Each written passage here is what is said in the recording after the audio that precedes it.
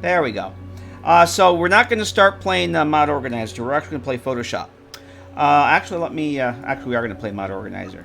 To explain what I'm doing here, let me open up my meshes here. So, the first thing I want to do is I have some cardboard boxes I want to use as clutter. Fallout 3 has had these unused cardboard box assets. So, they were just meshes. They weren't decorated. The textures on them were pretty awful. I don't even have the vanilla ones I can show you. Maybe I can show you later. The vanilla ones, the textures are like 256 by 256. They look terrible, but they're unused Fallout 3 assets. The meshes and the textures are in the game files, but they never used them in the game. There's no records for them in the GECK. They were never used. They were just loose in the game files. New Vegas didn't have them. This is one of the Fallout 3 assets that didn't get ported over to New Vegas. But since I'm doing this mod in TTW, I have access to all those Fallout 3 assets, including the unused ones. So I've been going through, and I made this H&H Tools box. I made the artwork and put that on that mesh, and then I have a House Industries box. So I've got that one, and I've got a Nuka-Cola box. And I just kind of dumped these into the cell just to see how they would look in game. I'm pretty happy with how these are looking, but I got 3 more I want to make. I want to do a blank one. I want to do a Sunset Sarsaparilla one, and I want to do one for Sinclair Enterprises. You know, Frederick Sinclair. The Sinclair, why did you leave me, Sinclair? That's Frederick Sinclair. Because a lot of Sinclair's technology for Sierra Madre was actually developed in Big Mountain.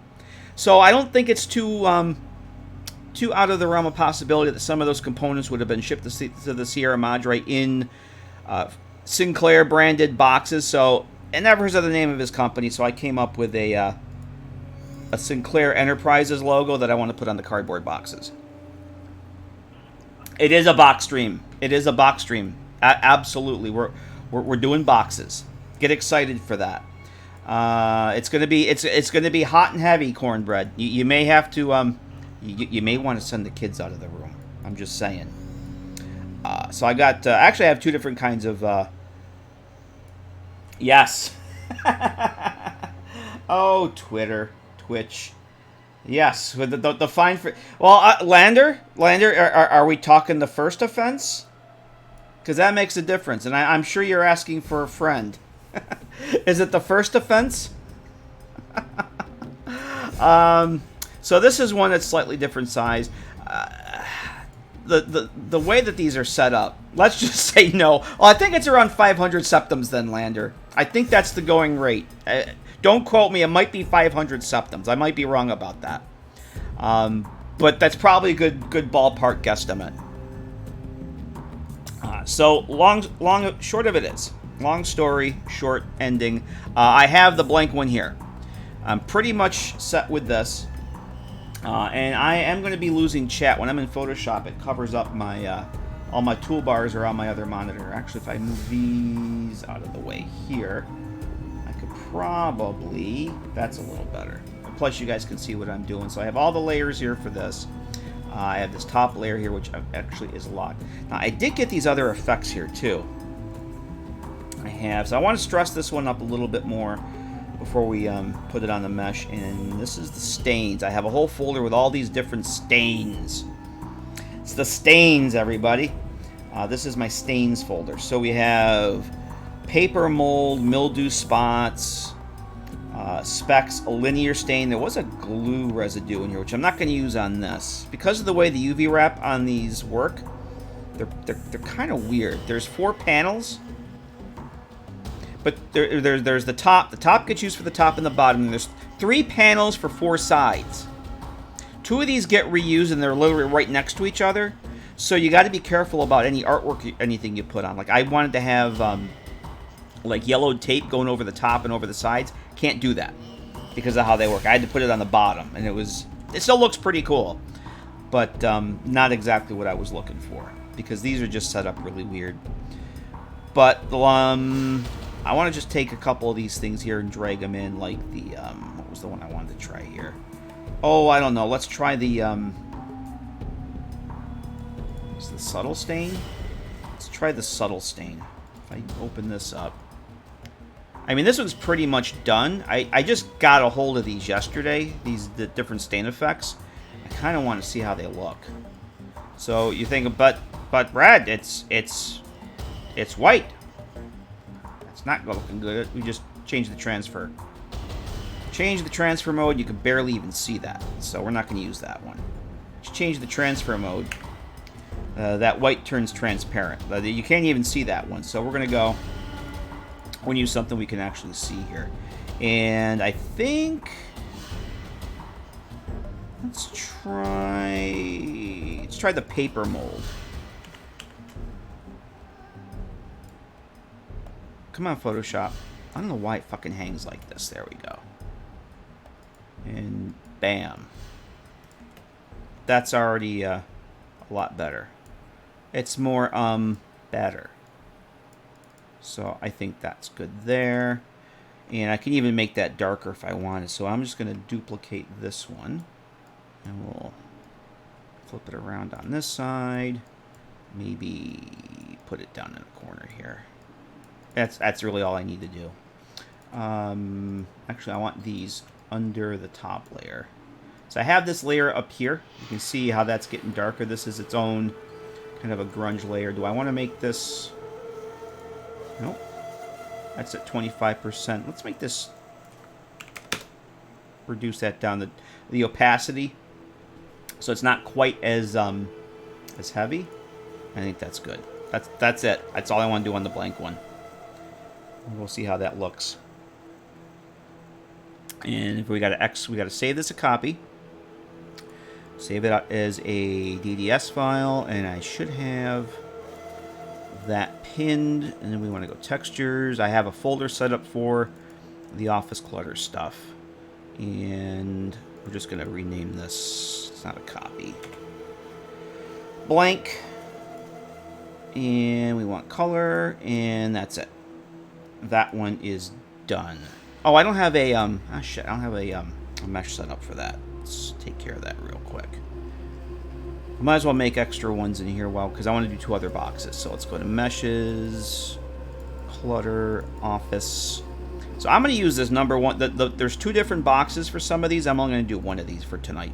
I can do these later if I decide I need them. They're different dimensions and different, like on the number 2 boxes, they're taller than they are wide.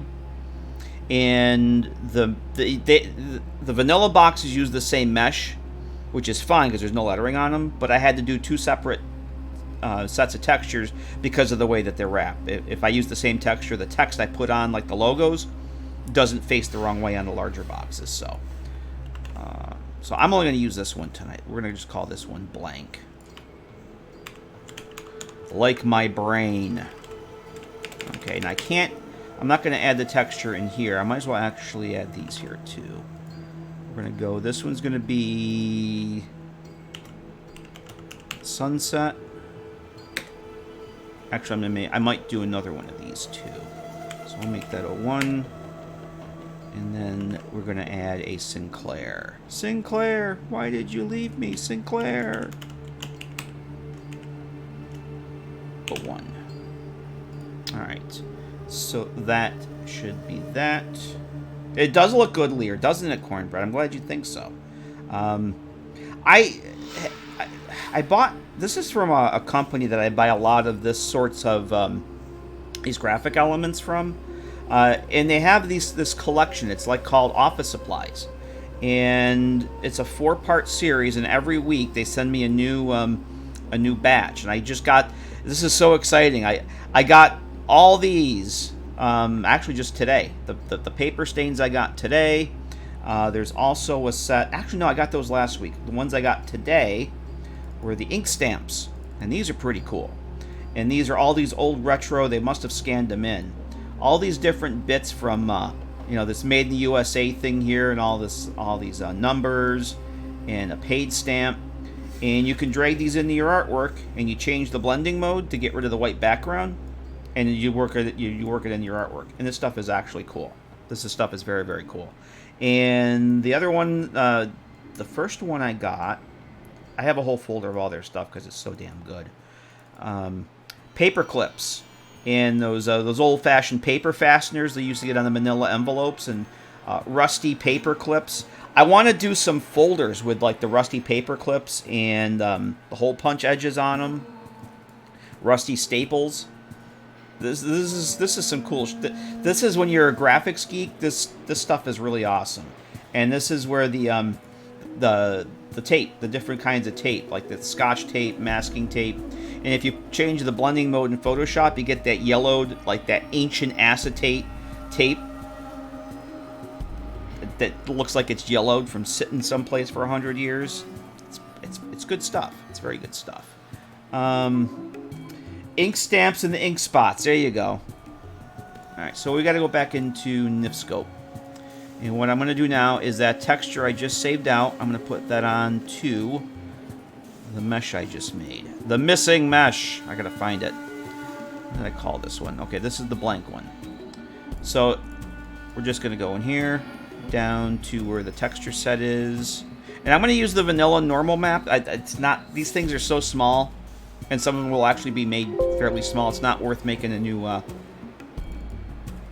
normal map for. And that's it. That's our blank. And I want to use this. I actually want to use this texture to replace the ones I'm using. So that's the other thing I need to do. I probably won't be using this mesh for this. I already have some in the mod. Some of the blank vanilla ones. I say vanilla, but they're the unused assets. I want to make a texture set that, if you're familiar with how the CK works in Fallout 4, it's almost like a material swap. You set up a different texture set in the GECK, and then you go to your base form, and then you can tell it to use a different texture. You just assign a texture set to it, like you would in Fallout 4 or Skyrim with a material swap. Although I don't know if Skyrim... I think Skyrim has material swaps, doesn't it? I might be wrong. That might not. Where it gets yellow and turns into brittle glass and shards. Oh, yeah, yeah. Or when you go to lift up... You go to lift up the edge, and the whole thing just comes off in one big chunk because the glue's all dried and all the glue residue stays. Yeah. But I'm pretty happy with how that looks. So I'm gonna apply this to the blank ones I already have. I just wanted to see how this would look on a mesh, and I'm okay with that. So that's that. And then what we're gonna do is we're gonna go back in this one, and we're gonna save this as... It's going to be the base for our Sinclair. I'm going to do the Sinclair. And that'll be that. Sinclair. I'm going to make this... I might do another one. We'll do this 01. And all I'm going to do on this one is I am going to place... This is something that I like doing in Photoshop. You can just copy-paste your... So I have the logo over here in Illustrator. This is vector artwork, so no matter what size this is, I can make it 1,000 times the size, and it's still going to be as sharp. All these edges are sharp and crisp and clear. The edge of the text is all nice and crisp and clean. That's because it's a vector, and when you scale it, a whole bunch of sophisticated computations happen that basically it redraws the artwork and keeps everything intact. So you could blow this up to 100 times the size, and it's going to be sharp and crisp and clear, no matter what size you make it. If you do this with an image, if I were to save this out as like a PNG file with no background, and I try to do that in Photoshop, it turns it into a bitmap. And bitmaps, when you enlarge them, they get all fuzzy. You've probably done that with web images. You zoom in on them, or you enlarge them in Photoshop or Paint or something, and they get all funky. They look like shit. We don't want that. We don't want that. Yes, vectors for waterslide decals. Yep. Real small, lots of... all the detail stays intact instead of getting closed in and closed off like you did with a bitmap. Yeah, I tinkered with custom... with the waterslide stuff. I get the blank decal paper, do the artwork, and run it through my laser printer. That was good stuff. I had fun with that. That's the only reason I bought a color laser printer, was to make decals with. So... basically what I'm going to do, and the reason I like doing it this way, is I'm going to actually embed the vector artwork into this bitmap artwork, but I'm going to keep it as a separate layer called a smart object. The nice thing with a smart object is that you can open it up in Photoshop. It opens up the vector artwork in Illustrator, and if I want to make a change to it, like if I want to change the font or something, I can do that, save it, and when I come back to Photoshop, it'll update the artwork automatically. You can do it as a linked, but I like doing these as embedded so that if the original source file gets moved or deleted, it doesn't scream that it can't find it. So yeah, this has the white text, so all I got to do is drop this down to the multiply mode, and bam, it just works. Now if I, you can tell it's a smart object. It has a little icon here, and if you open that up, it'll open that back up in Illustrator. So I can go make a change, save it, and that change will show up in Photoshop. It's pretty cool. Fun little thing to have access to, especially when detailing terrain. Oh, the laser printer. Oh, Cornbread, I was going to ask you, how's your have you had a chance to try your new 3D printer yet? Because that looked pretty sweet. All right, so I need to figure out. All right, so I need. Oh, why does this say Nuka-Cola 2? Oh, I didn't do a Nuka-Cola 2 yet. That's why it's still. The file name is Nuka-Cola 2, but that's not the one I want then. I never changed the artwork. I need this because I need to make sure. Yeah, I need to get the artwork flipped the same way. So when I put it on the mesh, it I think we can get rid of that one. It'll be properly orientated. So orientation is important. We want this under the grime. So it looks like, and all I'm going to do is I'm just going to use the logo on this. I'm not going to, whoops, I'm not going to do anything fancy.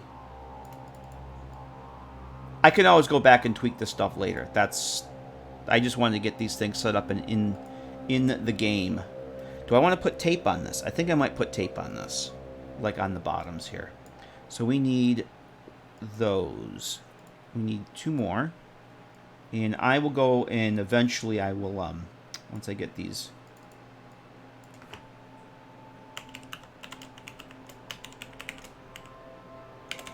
Clear logo 1. We're going to eventually put a mask over these. And I'm going to come in with some brushes, some grunge brushes. And we're going to make this look like it's printed on the box. I'm going to lock this here. But you'll be able to see the stuff underneath it. Kind of like it's been worn.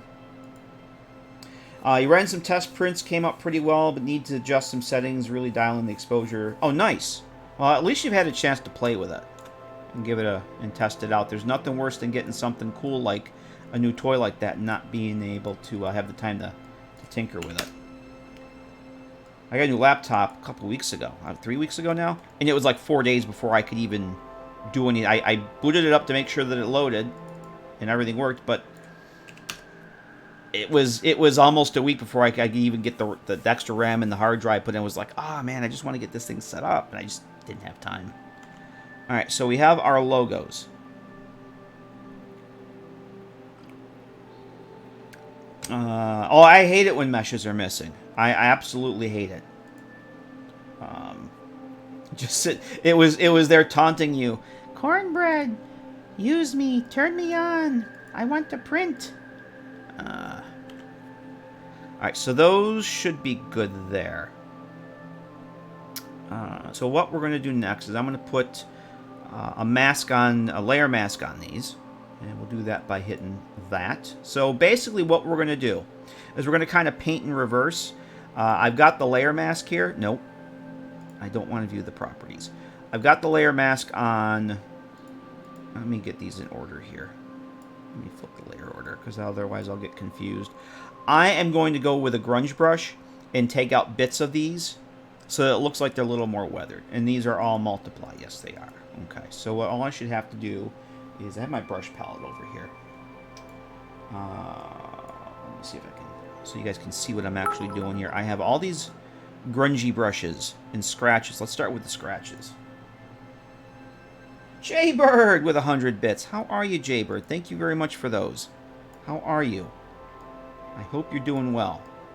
Thanks for that. Let me drag these back. I usually have all my stuff on the second monitor, but I want you guys to be able to see what I'm doing here. So this isn't how I normally work. So I may have to flip the color on these. Is this 100? Let's make this 100. Yeah, see, this is fine. You can see. I don't know, maybe you can't see.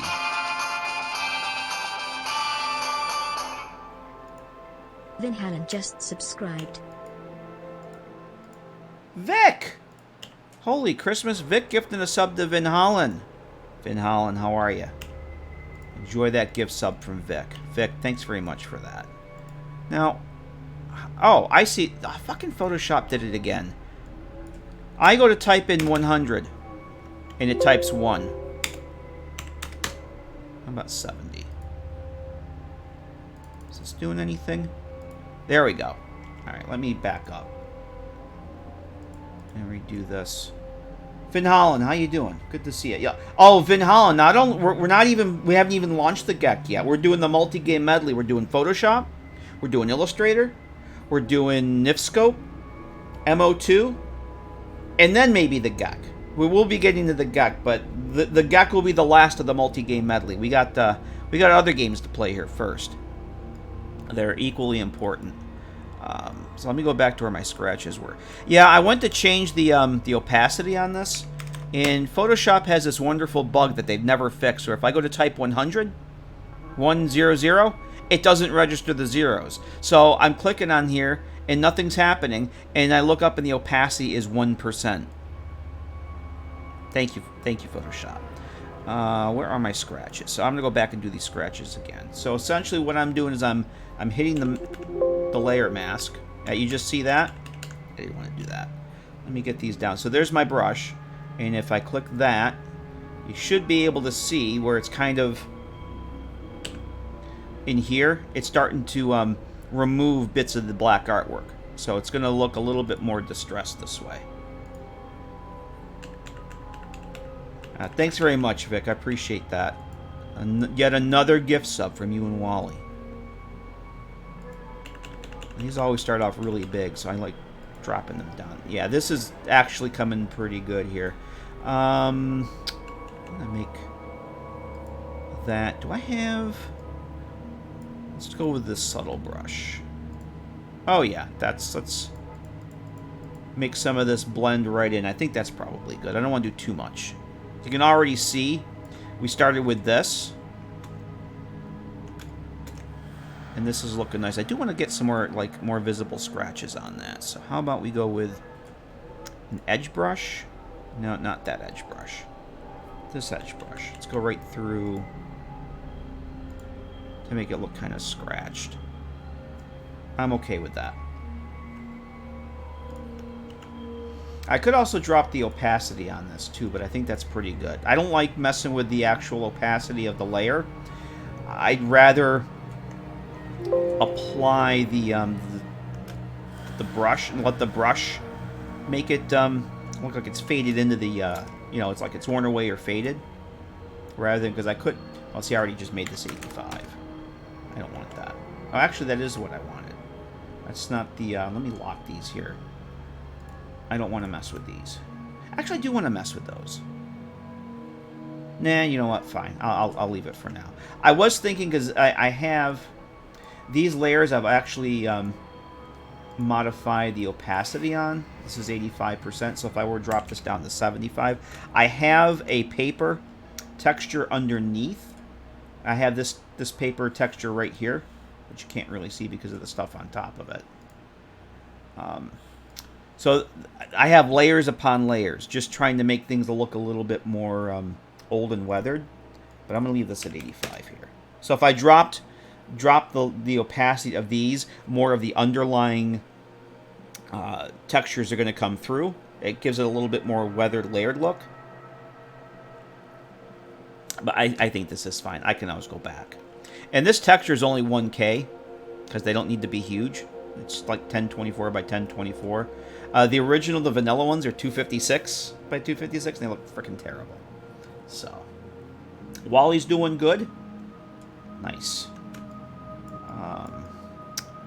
Alright, so I think that one's set. Whoops. What is this? Oh, I have another grunge layer here. You know, let me lock this too so I don't move it. Alright. That one's good. So I think all I'm going to do is I'm going to kind of just do the same thing with this. We're going to get some scratches on that one.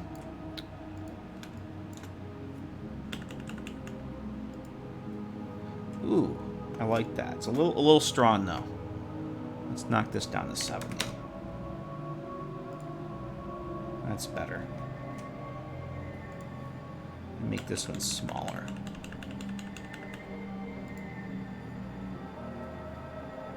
And then, where's the subtle brushes? We'll go and fade this. Nope, not that subtle brush. That has like a half-tone pattern on it that I don't want. Make that faded a little bit. There was another one. Sample brush. Hello there. One of the It's sample good to brushes. see a friendly face. I almost took you for a raider, I did. Oh, hang on a second. I can't see. Mick, I hope I'm saying your name right. Mi'kmaq? Mi'kmaq? Please tell me how to say. I feel terrible that I know I'm gonna mispronounce your name. But hello, thank you for the follow. It's good to see you. Please tell me how to pronounce your. I'm terrible with names on Twitch. And I see your name in the Discord, and I have no idea how I'm supposed to pronounce it. Okay, Mi'kmaq. Okay, thank you. How you doing? We're doing the multi-game medley here tonight. We're starting off in Photoshop. We'll move over to NifSkope, and eventually we'll end up in the GECK. I think I want to get this. I want to get this corner a little bit more faded over here.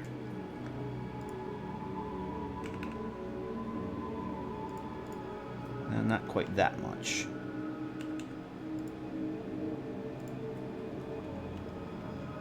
I think that's good. I probably will do another pass on these. And the nice thing about doing these as a mask, if I don't like it, I can show you. Let's pretend I don't like it. I could delete the mask, and bam, I'm just hiding it right now. And you can also move the mask. You can detach it from the artwork and move it around and resize it. In fact, I might actually do that. So I much prefer to do it this way, because then you're not destroying your original artwork, and you have a lot. And if I think I did too much, I can always. What I'm doing is I'm using black. It's I'm painting in black, but I'm doing it on the mask. You can see this is actually where I'm painting here. I just hit the to show the mask. If I were to want to get rid of some of this, I could go back to a brush. I could flip the color so now I'm painting white. I can actually go back and restore some of this. You see how that's all coming back now? It's pretty cool. I much prefer to do it this way. We're going to go back to that. And that's good. Happy birthday. What the hell are you doing here? People always want to spend their birthdays on my... So like, why are you on my stream on your birthday? Don't you have better places to be? I appreciate you being here on your birthday. Like, get out. Go celebrate. Don't sit and watch... Whoops, I didn't switch this. Don't watch me do this stuff on the internet. No, that's too much. Let's make this 50. But happy birthday.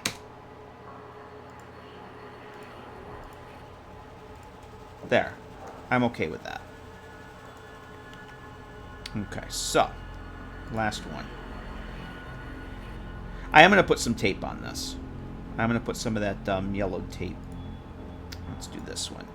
Let's start off with moving that out of the way. And go back to the scratches. Where are the scratches? Sample brush. It's down in here. We'll go with that one. Let's drop this back up to we got 75% opacity.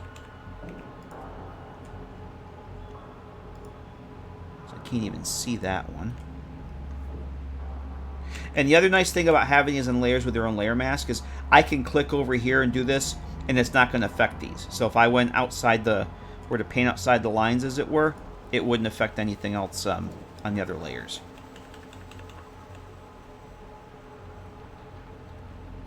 I like it very much. Alright, I think that's... Let's go with this one.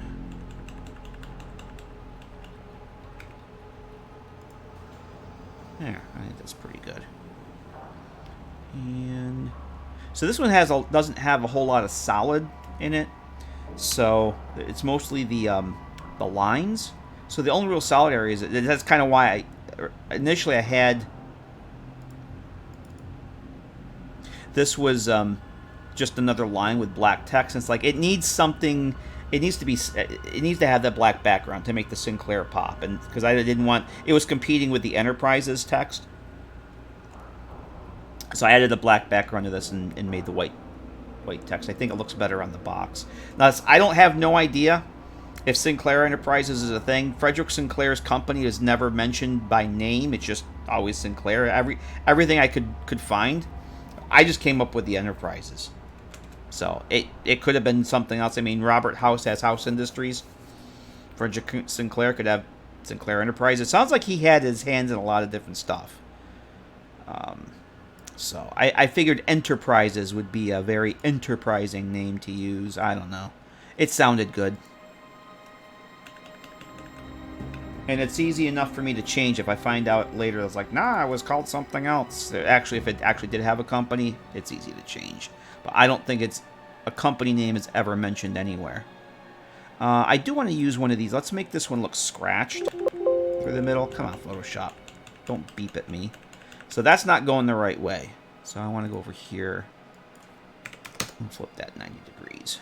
And we'll have it go bam. No, not there. Yeah, right through the top there like that. And then we'll do another one through the lines. Let's get one at an angle kind of going that way. There. That works. And let's try the... Actually, I wanted to go try... There's another sample. Is it this one? Yeah, let's use this one. And I'm at 75. That's good. We'll fade that. There. I think that's good. And let's take a look. Oh, the tape. Yeah, which tape do I want to use here? I don't want to use the same one as I used here. But I need to get the placement for those. Because they have to, because of the way that they wrap, it has to end like right... I have the guide set up there. Let me actually get some guides here. Roughly where these gotta go. Oh, I already have the guides. It's because I duplicated those from other artwork already. That's perfect. So I already have guides set up. Nice. Okay, so... Oh, the tape. I don't remember which one of these tapes I've already used. I guess we'll try this one. Alright, so what I'll probably want to do... Photoshop wakes up here.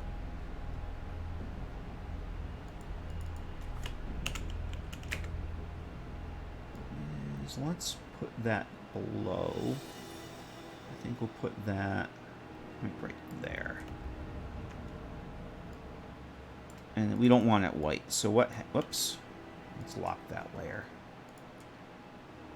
So what happens if we take the tape and we make it... Well, multiply is just going to make it disappear. If I make it...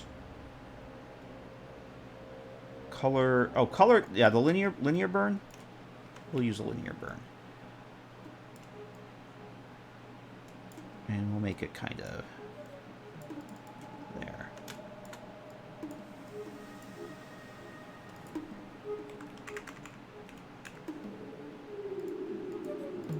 Make sure I'm moving the right thing here.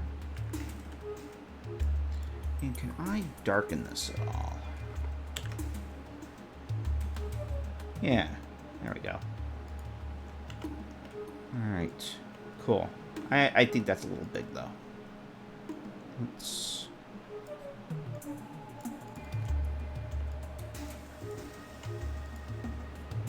I'm going to lock this other stuff here. I keep hitting things I don't want to hit. Like that.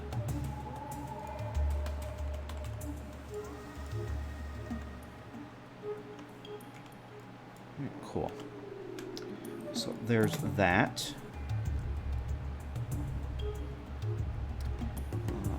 We're just going to take this. We're going to duplicate it. And I'm going to move it there. I am going to flip this around. So that you can see this one, the point's coming towards the right. I just flipped it horizontally so it goes to the left. So that it doesn't look like it's the same thing. I can even make this a little thinner here too. The idea for this is to make it look like, since I can't put them on the top, I wanted to have it go over the top, like over the top of the box, so it looks like it's taped shut, so the tape would go over the top of both ends. But because of how the UV wraps are so goofy, I can't do that. It doesn't work that way. So I'm putting it on the bottom. That way, it looks like it's the bottom's tape to keep it from falling apart. It kind of does the same thing. Yeah, I don't think Sinclair's business was ever named either. That's why I decided, you know, it's probably a safe bet to go with Sinclair Enterprises. All right, I'm gonna pull another. Actually, I could probably just pull this one in. Which one of these is this? I'm just gonna grab this one, and I'm just gonna steal it. It's not the one I want. I grabbed this. I selected the tape, but I actually grabbed the layer over the top of it. That's not the one I want. There. Or even right where I wanted it to. So that's on multiply. Alright. Oh, I remember. This was almost like this was a darker colored tape. I think it was this tape here, which actually has more of a yellow tint to it. These are kind of clear. Like, I think these are supposed to be Scotch tape. Or very light masking tape. So how about I darken this one?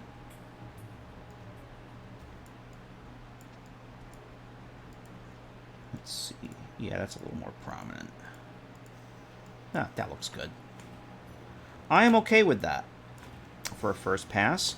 Let me move this out of the way. Come on, Photoshop, where the hell are you doing? There. Let's get that out of the way. Okay. I don't have the mole rat maker meat. No, that's actually. I'm glad you mentioned that because I kind of forgot about it.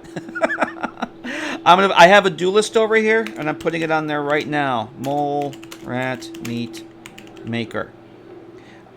There. We can actually drag that in tonight. I don't know where the final place is going to be, but I'll drag it into the kitchen. I have my do list here. Let me just put it in the do list for tonight. That's the general do list. I'll put it... actually, I have to go and put a sink marker for the kitchen sink. We'll do it there. How about that? How about that? Let me just... Why is this giving me weird line spacing here? Hang on a second. I have to fix something. There we go. Okay. We will add that to the kitchen tonight. Because I know you asked for that. And I worked in a... somebody else had asked about a Sierra Madre vending machine. I did find a good spot for that. Alright, so I'm okay with this one. I can always come back and tweak it later, but for now, it's fine. So we're just going to go and actually save this out to the folder.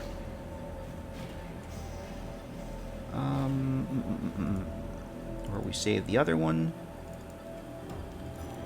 Office, and we're going to call this... Nope, this has to be a DDS file. Bam. We'll save it there.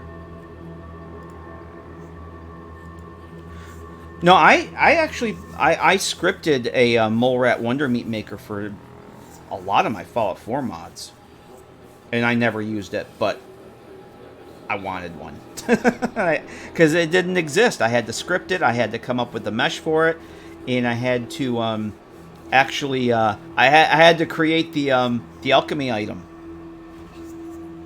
So that was... but yeah, this is easy. Everything's in the game. I just drag the thing into the cell, and that's pretty much it. I think I had to scale it.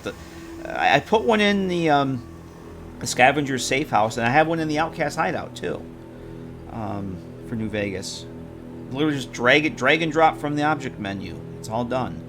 Alright, let's go add this I'm going to have to close this up and relaunch it, otherwise it will complain that the texture doesn't exist. And then we'll go and add this and see how it looks on the mesh. I mean, NifSkope is just a rough guesstimation of how things are going to actually look. So we're going to get rid of the Nuka-Cola texture. We're going to replace it with that one. Ooh, I like that.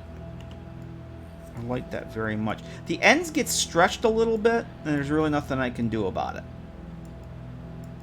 I am very much okay with that.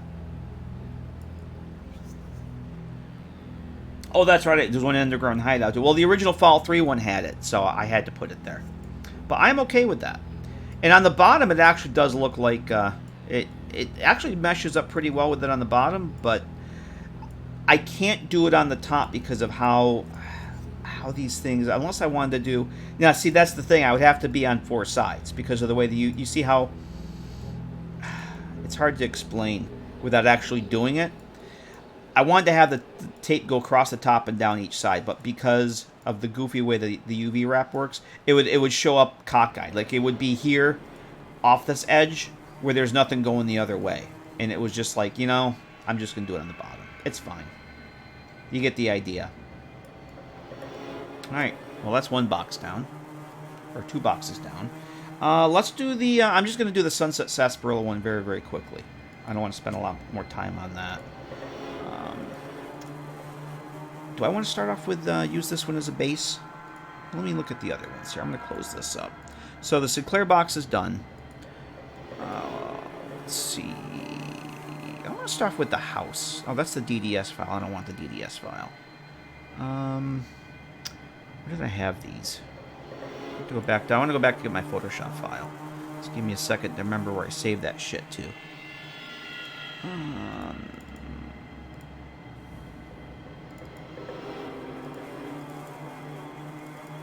Office. We'll go with the house box.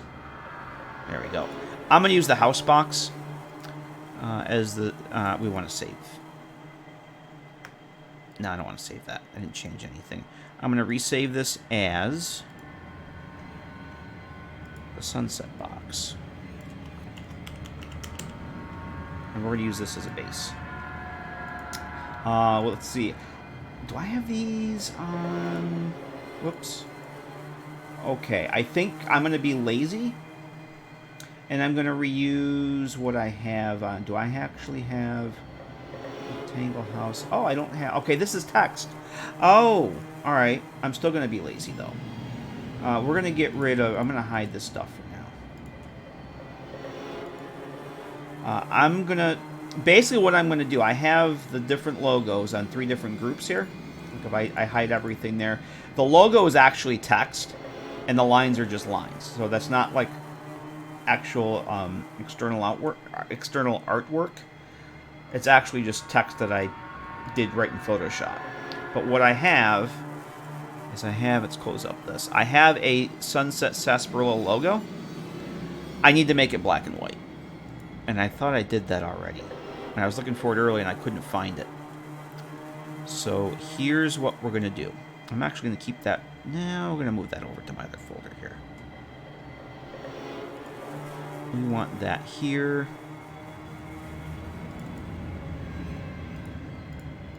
I'm going to put it in where I have the Sinclair logo. I think that should be... Yeah. Okay. That should be... have an A on it. I'm very, very consistent with misspelling my file names, and so I can never find anything. Alright, so this is color. I want it black and white, like the others. Because a cardboard box, very rarely do you see like shipping boxes that are colored because of the expense. They're usually just one color slapped on a cardboard box. Because the boxes get beat up. You don't want to pay money for color, you know, for like color printing, because it's very expensive. Compared to just a one color job. So we're going to make this black and white. So basically I want to have... How do I want to do this? I want the background to be black and the text will knock out white. So I think I have to do this. Yeah, let's make this white. This will make black. I should probably save it first, shouldn't I? Yes, I should. Let's do a save as. BW for black and white. That's my complicated file naming convention. I might even make this text. I might change this to outlines too. Let's do that. Because right now this is a font I can go and edit. Well, maybe I'll wait till I'm done. Which is fine. But if you make it outlines, it basically turns it into artwork. So that way, and I like doing this with logos because if you were ever to lose the font that this uses, and let's say you couldn't find the font, the logo would be fucked. Like literally, you'd have to go find another font and try and redo it. If you convert it to outlines, it's basically, I'm going to do it right now. You convert it to outlines, it's vector artwork now. It's not a font. It's actual just artwork. So you don't have to worry about it missing the font. But for now, I'm just going to leave it. But I probably will turn it to vector at some point. Or turn it to outlines. How is this set up here? I'm going to leave that. So I want this to be... What is this here? Okay. And then this should be black. Let's make this white. Yeah, this is an outline here, right? Yes. So we want this to be black. We want this to be white. And we want this to be black. Nope, this. There we go. Cool. Beautiful.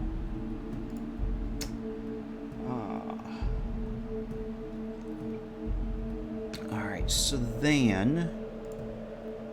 I am going to get rid of some of this grunge here, too. Like this top layer. I might actually get rid of that. That's, what do I have that? 25%? I might just get rid of that for now. And...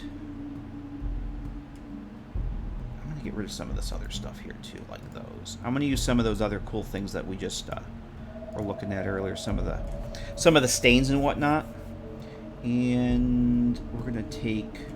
Alright, so what I want to do, so I'm going to basically get rid of these logos, and I'm going to put my new and improved Sunset Sarsaparilla logo in there. We're going to turn it to multiply.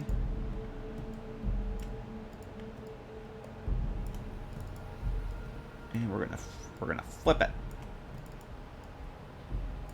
And I actually have to turn this one back on. Where did I do? Oh, is it this one? It's tape.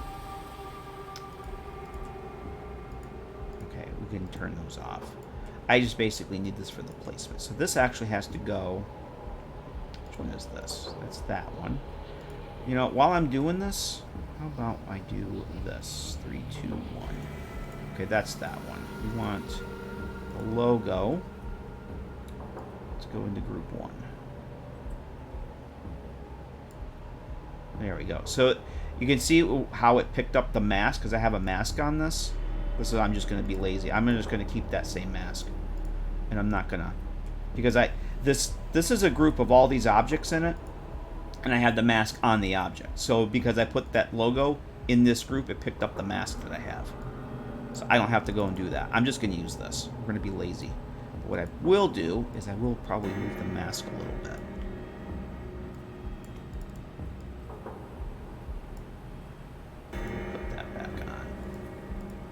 And then, because I have the size I want, I'm going to duplicate that. And we're going to take that and move it into this group. No. Do the thing I want you to do. Come on.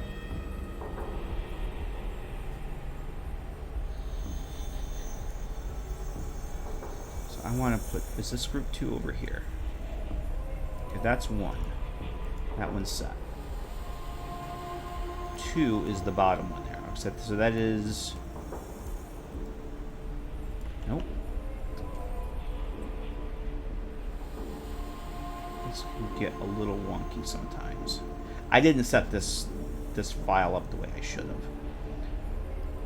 And now I'm kind of regretting how I have this set up, because it's a little hard to keep track of where things are. So if I just move this over here, it should pick up that other mask. Yeah, there we go. Oh. There. Cool. And we're going to get rid of those.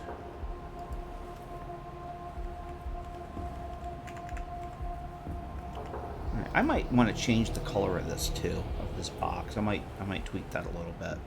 So the only other one I need now, so we got that, is number 3. So we're going to duplicate this again.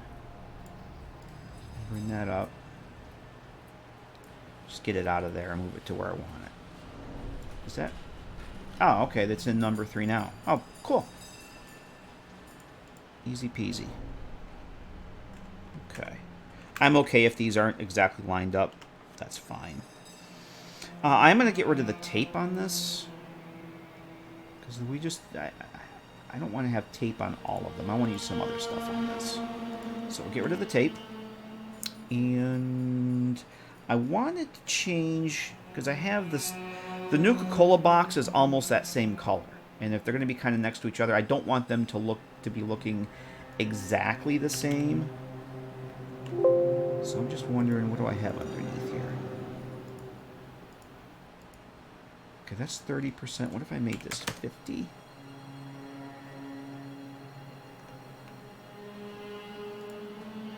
Or got rid of it altogether. What does this do? If I make this... Yeah, let's make that a little darker. I'm kind of thinking I like that. Let's make that 75. And then we'll make this one 75. And this one... So these are the different panels here. Each quadrant. And then the top is 2. Oh, that's right. I have some... That's the other thing I have on this here is... Can I just get rid of this? What happens if I get rid of this? For the 2 top flaps here. I'm okay. Yeah, that's good. Yeah, I'm okay with that. And let's see what we have, what kind of cool stuff I can bring here. I'm not going to go with any more tape or anything.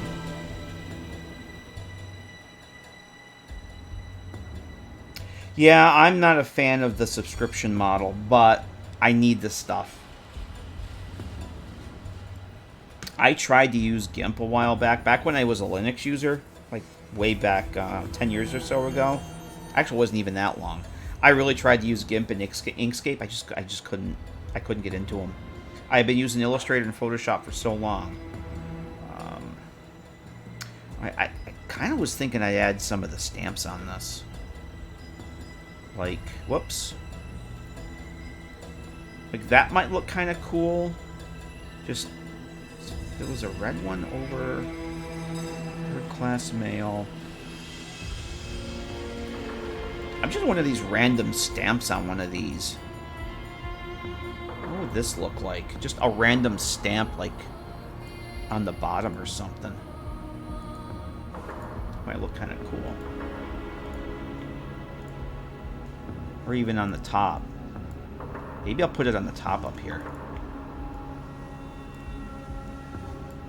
Just put it kind of cockeyed so it's just a random stamp off in the corner. Too big. And then what was the glue residue? There was one of the ones I had glue residue. Is it this one?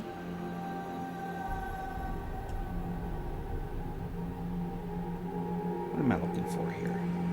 Ink stamps. Oh, it's the stains. Ladies and gentlemen, the fabulous stains. Glue residue. Let's try to see what this looks like. This one I can put on the top.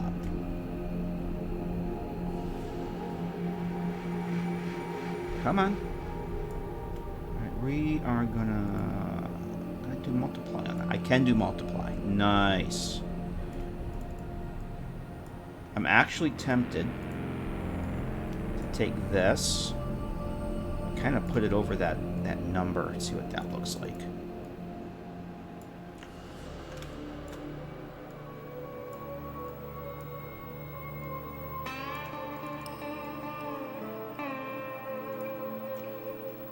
I kind of like that.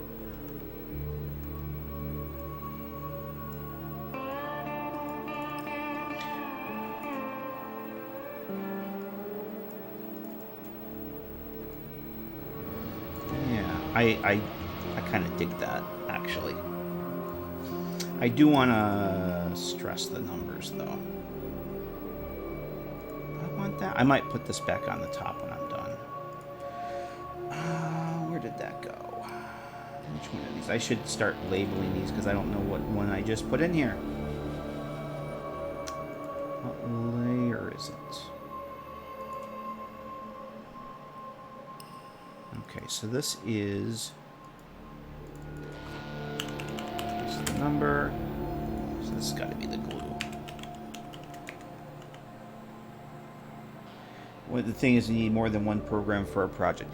Yeah, and that's the thing. I mean, the stuff I do for my day job and the stuff I do this, I honestly, you can't beat the interdependence. What are the connectivity that the stuff has. Like, I can open up any of this stuff in Photoshop, bring it in to either Photoshop or Illustrator, and being able to drop my Illustrator files in here and still have them being able where I can edit them in Illustrator still. It's just, you can't beat it.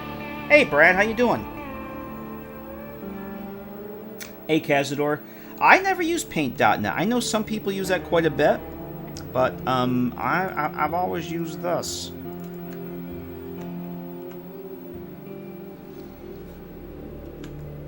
Because I can get you get 2 seats. You well, not 2 seats. You can activate it on 2 separate machines. So I actually have it one set for this and one for a laptop, and I have 2 different laptops. But usually only one that I travel with. So if I need to throw it on a different machine, I can just deactivate it on the laptop, and it's kind of cool. I mean, it's a pain in the ass to have to shell out a subscription. That I fucking hate. I absolutely hate the subscription nonsense. Absolutely hate it. But what are you going to do? Alright, I am going to stress this a little bit. We're just going to fade this. It's already kind of faded. Actually, let's drop that back there. Alright. I am okay with that.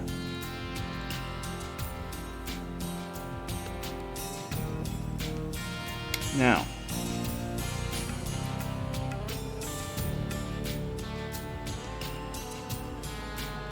let's grab this, see how this looks. Come on.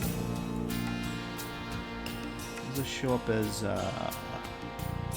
this won't show up. Can I darken this? Because it's not showing up at all. Yeah, that'll work. Bring it way down. So yeah, I have to see how this looks in the game too. Things that look good in NifSkope or in Photoshop sometimes don't look as you want them to in the game, and that's always like, I'll probably come back and tweak some of these at some point. I did want to try these. I haven't used these edge things yet. Let's give these a shot. I don't know why it hangs like this. Sometimes I bring something in and it, like, Photoshop hangs like it's trying to figure out what it needs to do. It's fucking annoying.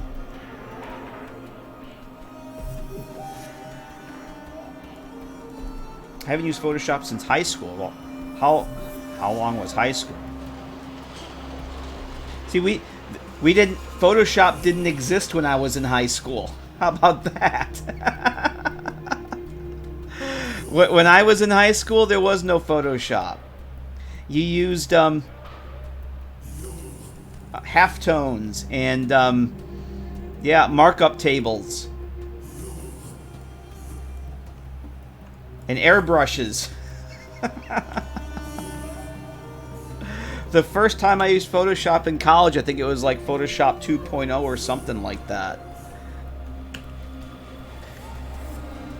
Oh, when I first got into computers, it was like what the hell was the thing for the it was a Geos Paint, an 8-bit painting program on the Commodore. That was the first thing I used.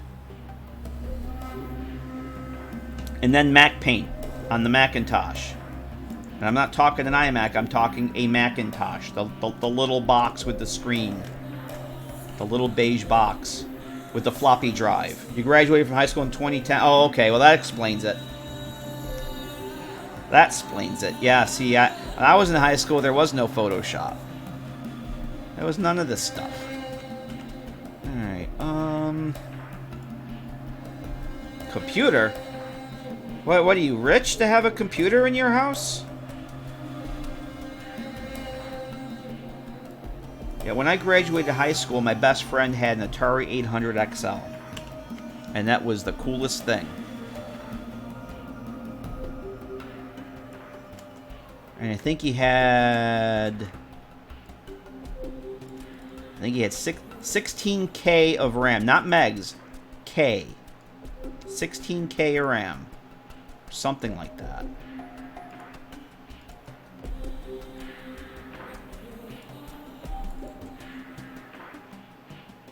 You learned computers with punch cards. I actually took a computer class when I was a kid. And the quote, mainframe used the punch cards. And what they taught us on, we had, they were terminals hooked into the mainframe.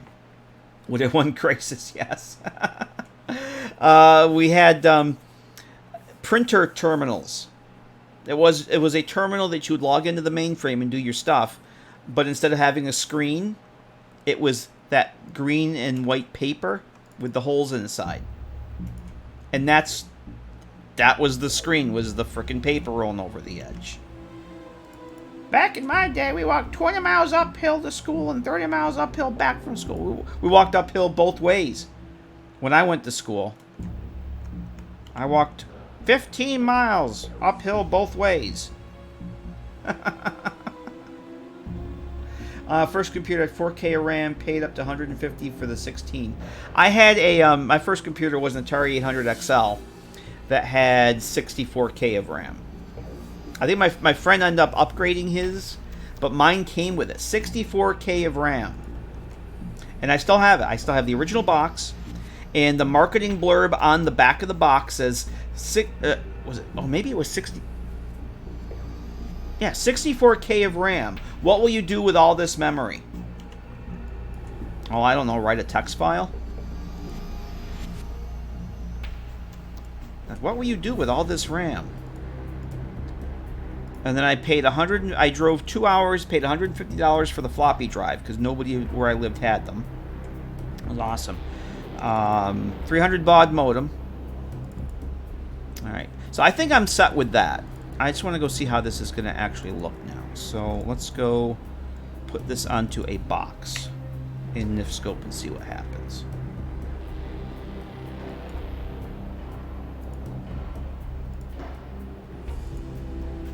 Crunch! How you doing, Crunch? There will be no runs tonight. We are playing many other games, but none that involve Ron. How you doing, man? Let me give you a shout out here. How the hell is Crunch tonight? What has Crunch been playing? Oh, you still playing Star Wars? How are the Wars in the Stars? How's that going? All right, so this still says Nuka-Cola. We are going to change that. And my Sunset Sarsaparilla box. Oh, that looks fucking cool. Let me save that. That looks cool on that. The get crashes, considering it run? Yeah, I guess we could. But see how that gets stretched out a little bit? There's really nothing I can do about it. The stains look good, though. That bottom stain. Oh, I like that. I like that a lot. That looks fucking cool. I'm sorry, but I really like how that looks. I really, really dig that. So if that goes on that one, I'm just wondering. I'd like to use this again. Maybe flip it. Just not sure what size, which way it would go.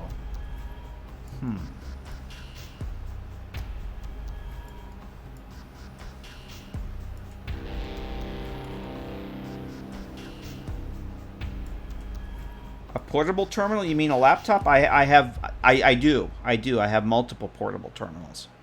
If you mean a laptop. Let's see. I actually have one next to me right now.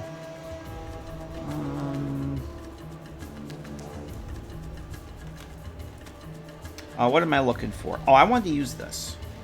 Let's call this the bottom stain. I don't know which. I'm going to guess it's on this one. Let's see what happens if I copy this. Bring it over. No, not that one. This one. Photoshop, I don't know why you do this, but it pisses me off when you do that. Let's shrink this one down. Because I like how this looks on the bottom. I want to flip this. Flip it around.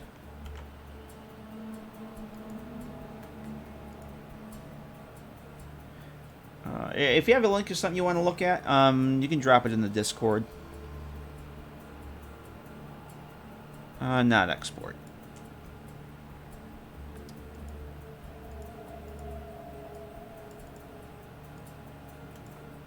You can drop it on the Discord. I'll take a look at it. I wouldn't look at it now anyway. I'll look at it after the stream.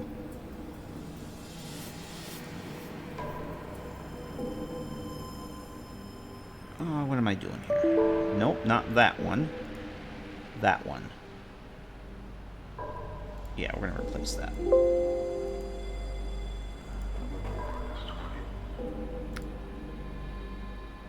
Okay.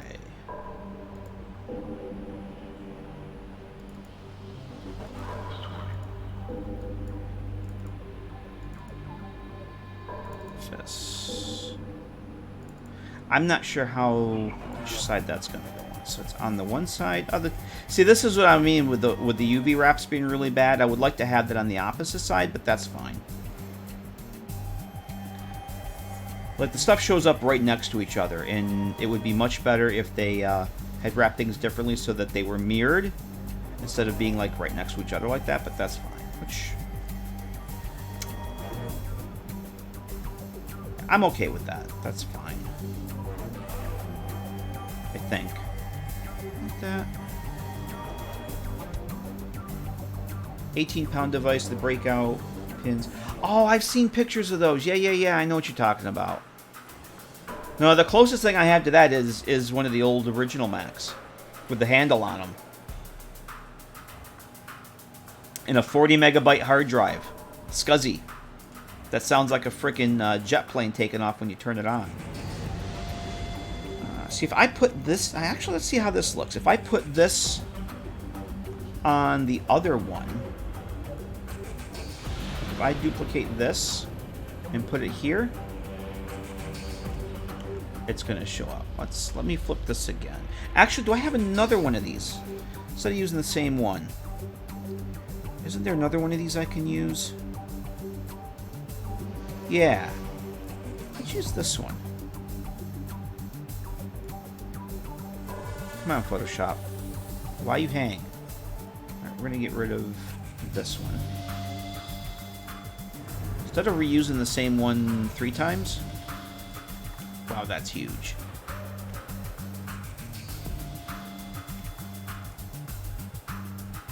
Let's put that to multiply. Yeah, we're gonna have the stains on all 4 sides now.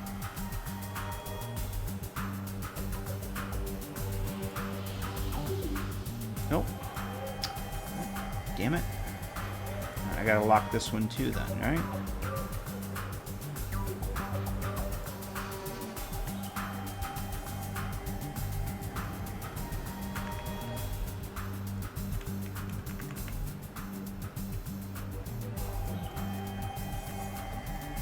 Alright, I think that's gonna do it. Did I... Hang on a second. No, I'm gonna bring this up. all the way up. And I'm actually going to turn that back on. An extra little layer of grunge on everything, so I'm going to knock that down 25%. Or 20, from 25 to 20.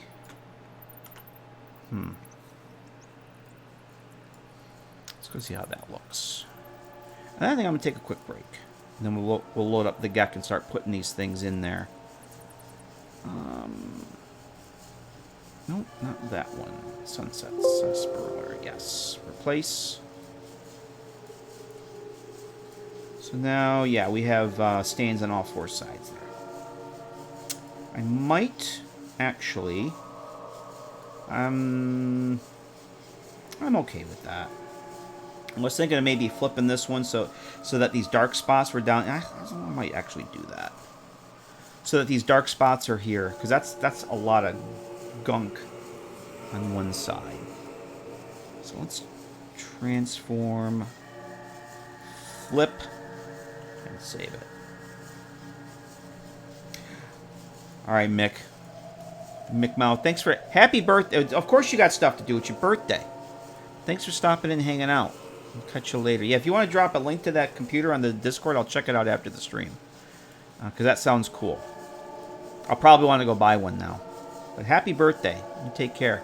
We'll catch you later. I'll get a screenshot. I'll get a screenshot of the Mole Rat Wonder Meat Maker for you. to prove that I didn't forget. That'll be your birthday present. Yeah, I think that's better. That looks a little more balanced. This should look too heavy to one side. With this stain, that looks better to me. That looks more better. I really dig that. That looks fucking cool. Later. Uru, you're a later. How you doing, Uru? How you doing, man? Cannibal! Hello, Cannibal.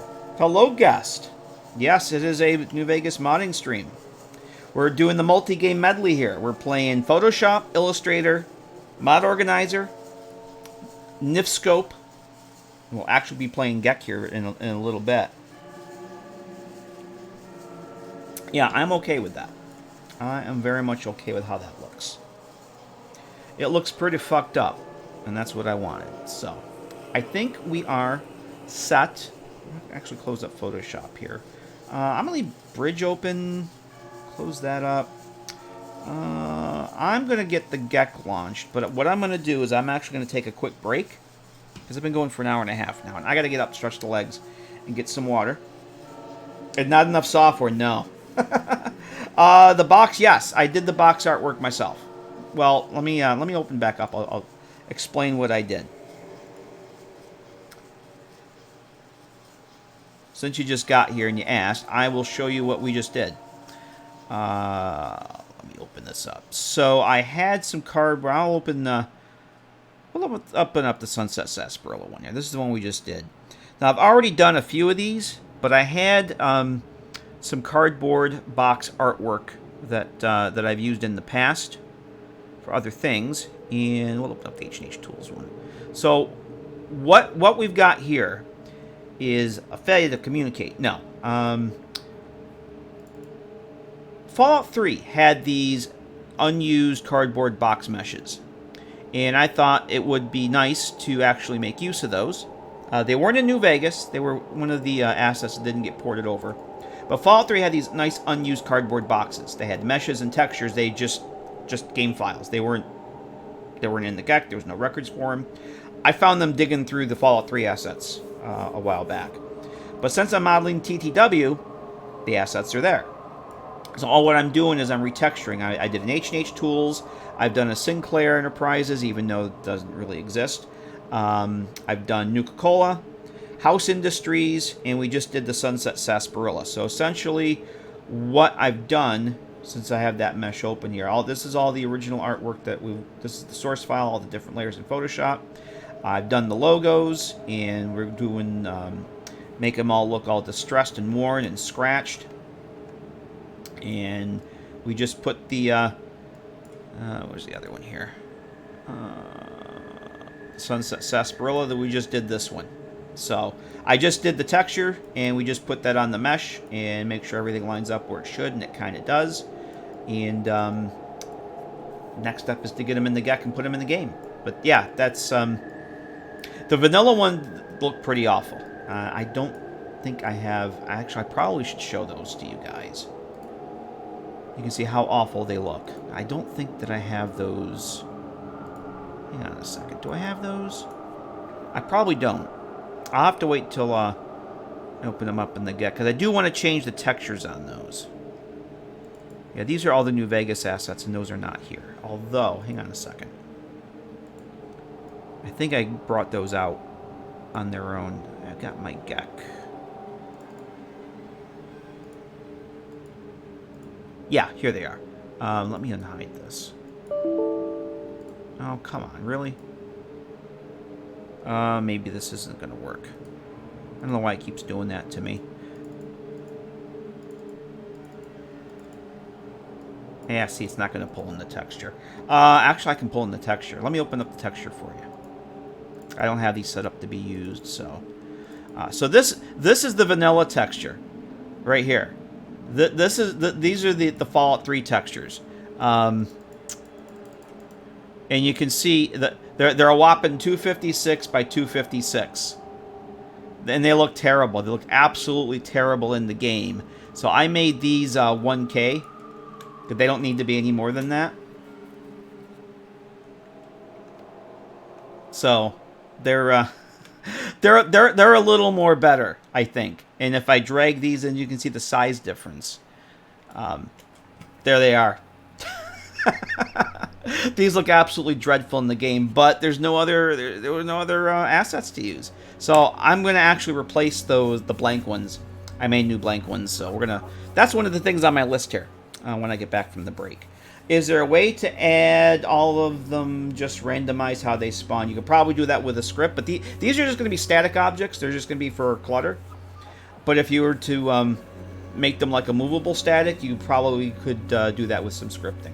I'm not exactly sure. It depends on your use case, but the short answer would probably be yes. Oh, for clutter, no. I don't think... Well, you probably could. I don't know why you would want to. I guess it would depend on your use case. But the short answer would be probably yes. You could probably do a script like on-cell load. Just, I don't know. It would probably be some script extender stuff.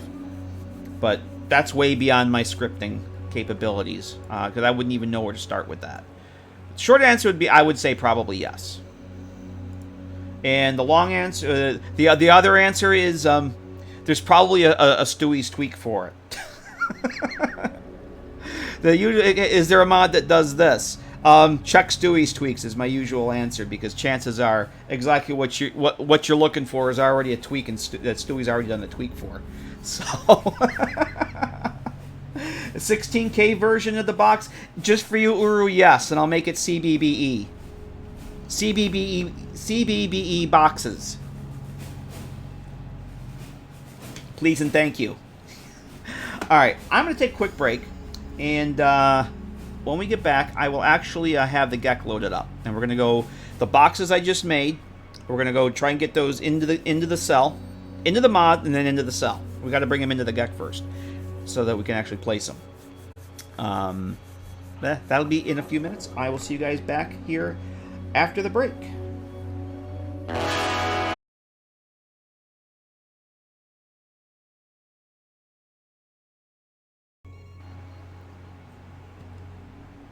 Is the new subject Muggs? We are laboring away, scientifically, on your behalf.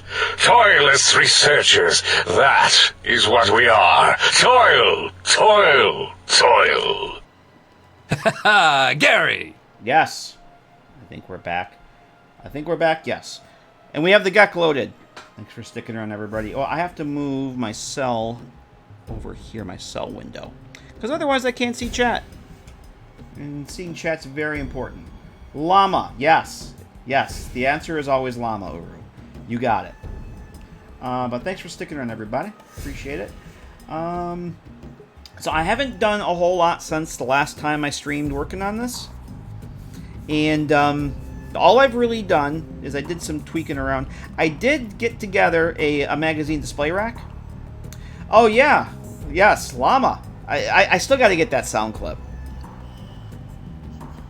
And I think I told you, I did mention that to Llama RCA. She got a big kick out of it. It was so funny. I did get the magazine display rack set up.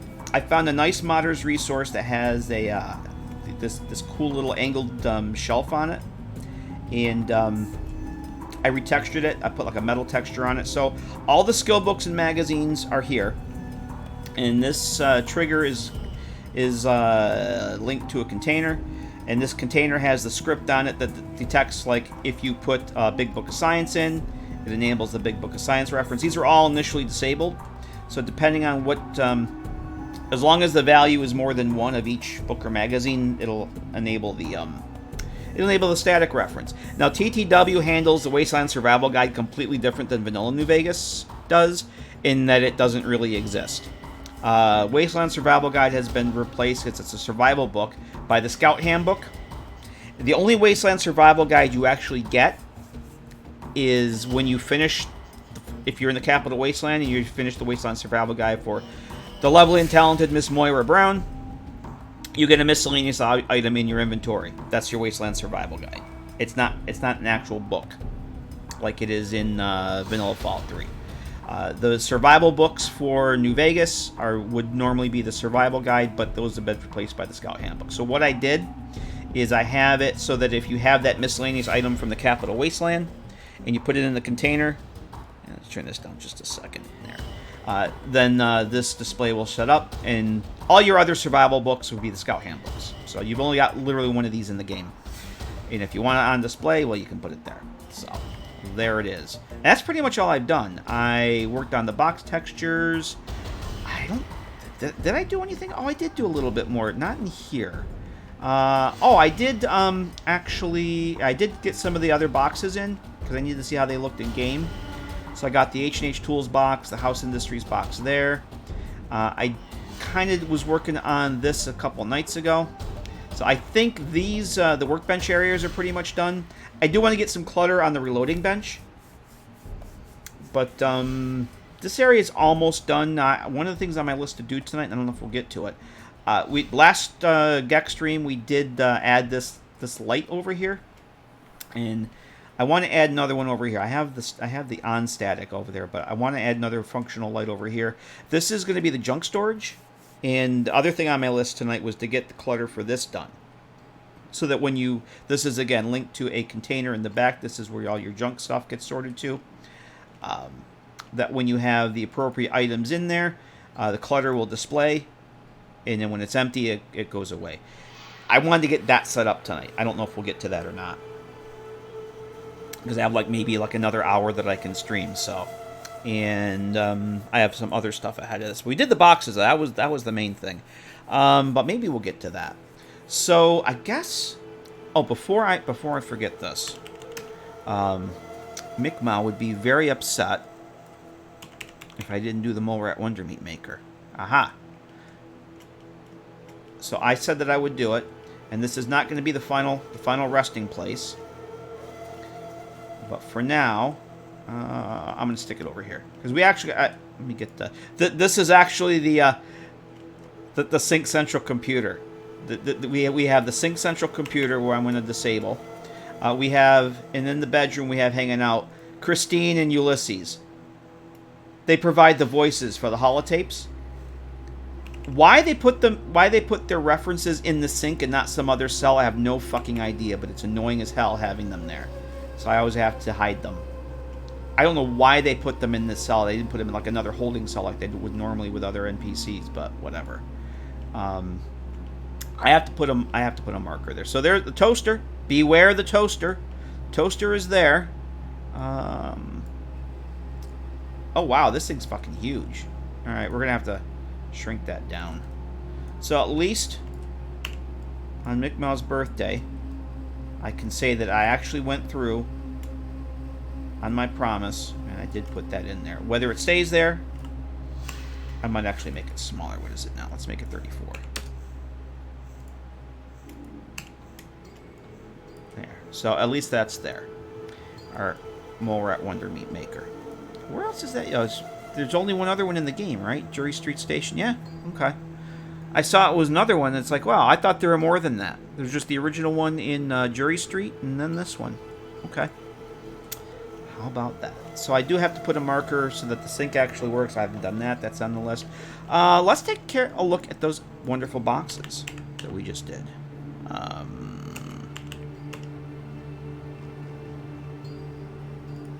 Yes. So these are all the ones I've done. So let's pull this over. So these are the boxes that I've been using that have the vanilla textures, and you can see how wonderful those look in that preview window there. And then there's my H&H tools. They actually show up upside down if I bring them in. They show right side up in NifSkope, but they show upside down in the GECK. Because Obsidian, I guess. I don't know. But that's that.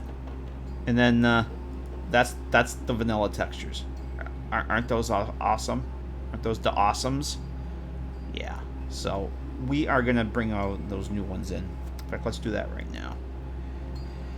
And then we can see how all that looks. We need to open this. Go to the meshes. Clutter. So let's do all these. So if I bring... Come on. Today. Can I not... There we go. So the sunset, the single... Actually, I don't even need the blank. I wanted to try, because I haven't done this. I've done this once before. I want to make a texture set. I'm not going to bring that new mesh in there. In fact, I'm probably going to move that out of my folder. I want to make a texture set and just use the existing meshes that I have. Because I think I've done that once. Yeah, see, I don't know why they fucking come in upside down like that. That's annoying. But the Sinclair box looks pretty cool. I know I'm going to put that. For now, and we can go check it in game later, let's take that Sunset Sarsaparilla box we just made. I'm going to drag that right there. I don't know why the hell they come in upside down, but it doesn't matter because I can do that.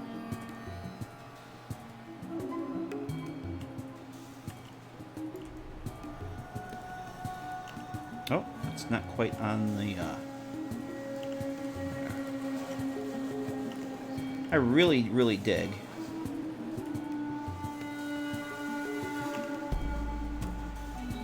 The tape stain on the top. I think that looks fucking cool. All right, Van Hollen. Thanks for hanging out. Get some rest, and thanks for being here. You're missing the best game. This is the best game of the night. But you have a good one, man. We'll catch you next time. Later. Appreciate you hanging out. That actually looks pretty good right now, but we'll have to go check it in game. Texture set. I did one texture set earlier this week. And so basically a texture set allows you to assign a new texture to an object. So I have this bulletin board one already made up. Now the bulletin boards in this game have really shitty textures. Again, they look as bad as the box. The textures are really shitty. Jokerine, who used to make some of the best shit for New Vegas, she has a ton of modders assets, modders resources. I'm using a lot of her stuff. Like I don't know if I have anything in here. I have a lot of stuff that Jokerine made. And I can't think of anything I'm using right here, right now, that's actually made by her. I don't think I have anything in here. Oh, this little mashup of this little nightstand here, that's a Jokerine mesh. I don't know that I have anything else offhand. A lot of the clutter stuff that I'm going to be using is Jokerine stuff. Everything I've done for 3 New Vegas has some Jokerine stuff in it.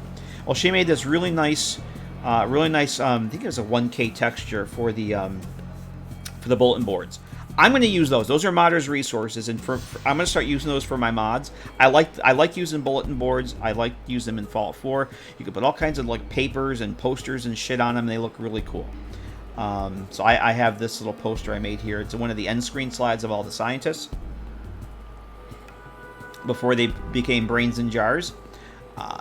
And I just couldn't stand looking at that on that shitty texture. So what I did is I made a texture set. I duplicated the vanilla bulletin board and set up a texture set. And all this does is this points to Jokerine's diffuse map.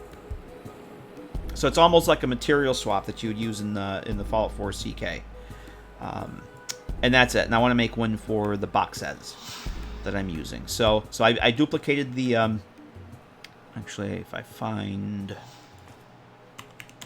I can show you exactly what I did for that. Yeah, so I duplicated the vanilla bulletin board. You don't want to do it on the vanilla base object because that would be bad. Oh, I don't know why that's not showing up. Because it's showing up fine here. That's weird. Marker error. Look at that, everybody. Oh, that's the bulletin board weapon rack. Oh, that's not at all what I want. Oh, I made a Jokerine. That's why. That's a record that doesn't have a mesh. I know why that did that. Yep, there you go, Vic. I was waiting for that. There we are. I made a Jokerine asset so that I would remember to give her credit for the texture, because it's her texture. So I gave her. Everything Jokerine. I use JOK so I can search for it. So essentially, what this is if I go to the not preview. If I go to the actual mesh for it, you can see right here. This is where you would set your texture set. So all this is doing is it's telling the mesh for this, don't use the vanilla texture, use this wonderful new one that Jokerine made. And that's all it does. So this is not using the shitty. It's the same vanilla mesh, it's just using a new texture. And this saves me from having to make a whole new mesh and assign a new texture to it and then make a whole new asset. Which I'm going to start doing that more often. Because that way I can cut down on file sizes by not having to replicate meshes that are already in the game. If all I'm doing is using a new texture, like these lockers, I probably could have made a new texture set for this and just swapped it out. But I'm just going to leave these the way I copied the mesh, changed the texture in NifSkope, but I'm going to stop doing that on my next project. And going forward, I'm going to start using texture sets. A lot less assets. Things I'm going to reuse though.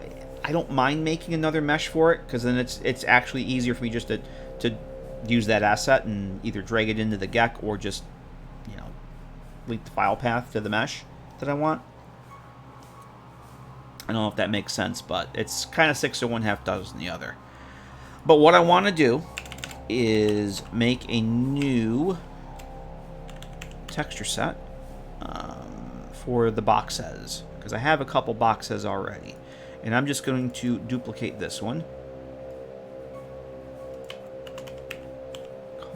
Cardboard box blank. So all I'm going to do is I'm going to make that. Yes. And I'm going to tell this to use the mesh or the texture that I made earlier. The blank one. And I should have, if I actually used those yet. I thought I used a blank box already. Maybe I didn't. Did I not have one over here? No, I don't. Well, I think what we're going to do is we're going to make one then. I could have sworn I had a box. Alright, here's what we're going to do then. I'm just going to drag one in and we'll see how those look. So I already have the boxes made. I showed you guys that earlier. So here's my cardboard box number 1. These are the blank ones. These are basically the vanilla ones, right? Shitty vanilla texture. If I just go new. And there it is right up at the top. Cardboard box blank. Bam. Look at that. Just like that, I just made a whole new texture for this. And it looks awesome. And I can do the same thing on this one. These should use the same textures just fine. This is what I was mentioning earlier. They're a little bit taller than they are wide. They're slightly different size mesh. Bam. And that works perfectly on that too. Ah, cool. That looks pretty damn good actually. I like how the darkened edge shows up there. It works out pretty good. All right, cool. So let's drag one of those bad boys in. into the cell. Oh, come on. We're going to drag. I'm just going to put this here for now just so we can go and see how it looks in game. It says not going to stay here. But I just want it there so we can go look at it. But what I am going to put is the Sinclair box I made. I want to put that in here. Put the Sinclair box in there. Sinclair Enterprises. I'm going to flip that around. Whoop. And it's going to fill up this shelf with these other boxes.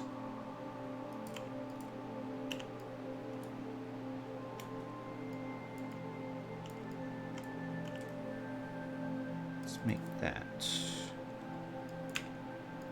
go that way. I actually think I'm going to put that in the middle, that to that end.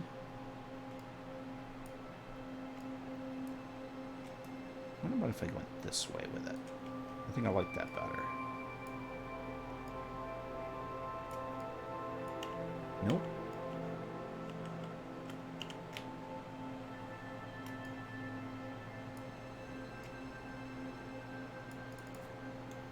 Yeah, that missing mesh there thing. I have a master set, a master plugin, master ESP, that have all my formless and all of my static objects that I made. And what I do with a new project is I literally copy those into the project I'm working on. Some of those assets, some of those get used, some of them don't. The one with the missing mesh, I copied the record in, but I'm not using the mesh. So I'll have to go through things that I'm not using. I'll go through next I didn't get rid of. But I copied over the record for it, but I don't have an asset because I'm probably not going to use that. The asset didn't get copied over from my last project because I'm probably not going to use it. So I'll have to go back and delete that. That's why we got that wonderful icon that nobody has ever seen before. Nobody's ever seen that red diamond with the exclamation point. I have no idea what that means. Alright, cool. Alright, so is that all the box says? I think that is all the box says. Okay, so we got the Sinclair. I'm going to use these other boxes elsewhere too. I just don't know where I'm going to put them yet. So, yes, Jaybird. It is subliminal messaging. Exactly. You got it. Damn it, you found out. You found it out. Alright, let me just go off my list here. We've got the boxes. I did that. So let me mark that stuff all as done. So since I'm in the kitchen, the Mole Rat Wonder Meat Maker, I have that in, even though it's not going to be the final resting spot. Let me save this. Before I jump in there, I want to go look at the boxes. I don't have a marker for the sink yet. So this is just the sink. It's part of the cabinet right now. But I need to put a marker over that so it can actually be used. The way I'm going to do that is I should have. Let me just double check my Pixel Hate assets here. Pixel Hate is another very awesome New Vegas modder that has amazing assets as modders resources. And if you want to get into making mods for New Vegas, Jokerine and Pixel Hate are two people that you want to check out their modders resources because they're fucking awesome. And Pixel Hate has a sink marker, and all this is it will take the place of the actual sink mesh, but it'll be an activator, so it'll still act like a sink. It's an invisible marker. So what I want to do is we're going to replicate a sink. We're going to find an activator, and the sinks are all based on, you want to look at the water type. So I want to use a purified water type. It doesn't matter for this. It doesn't matter which sink I'm going to use. I don't think it's that one. But actually, just for kicks, I'm going to use the ever popular vault sink because that's essentially what it's replaced. And I think if I do it this way, with this one, the marker height's going to be exactly what I want it to be because I want it to match up with that.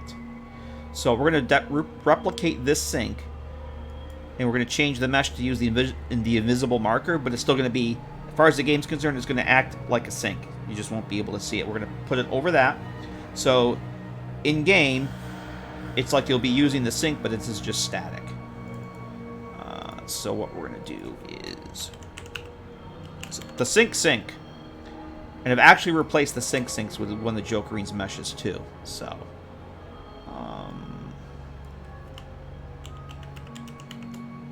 and we're going to leave that sink. Everything else is going to be the same for now. So I'm going to actually create new form. You always want to create a new form.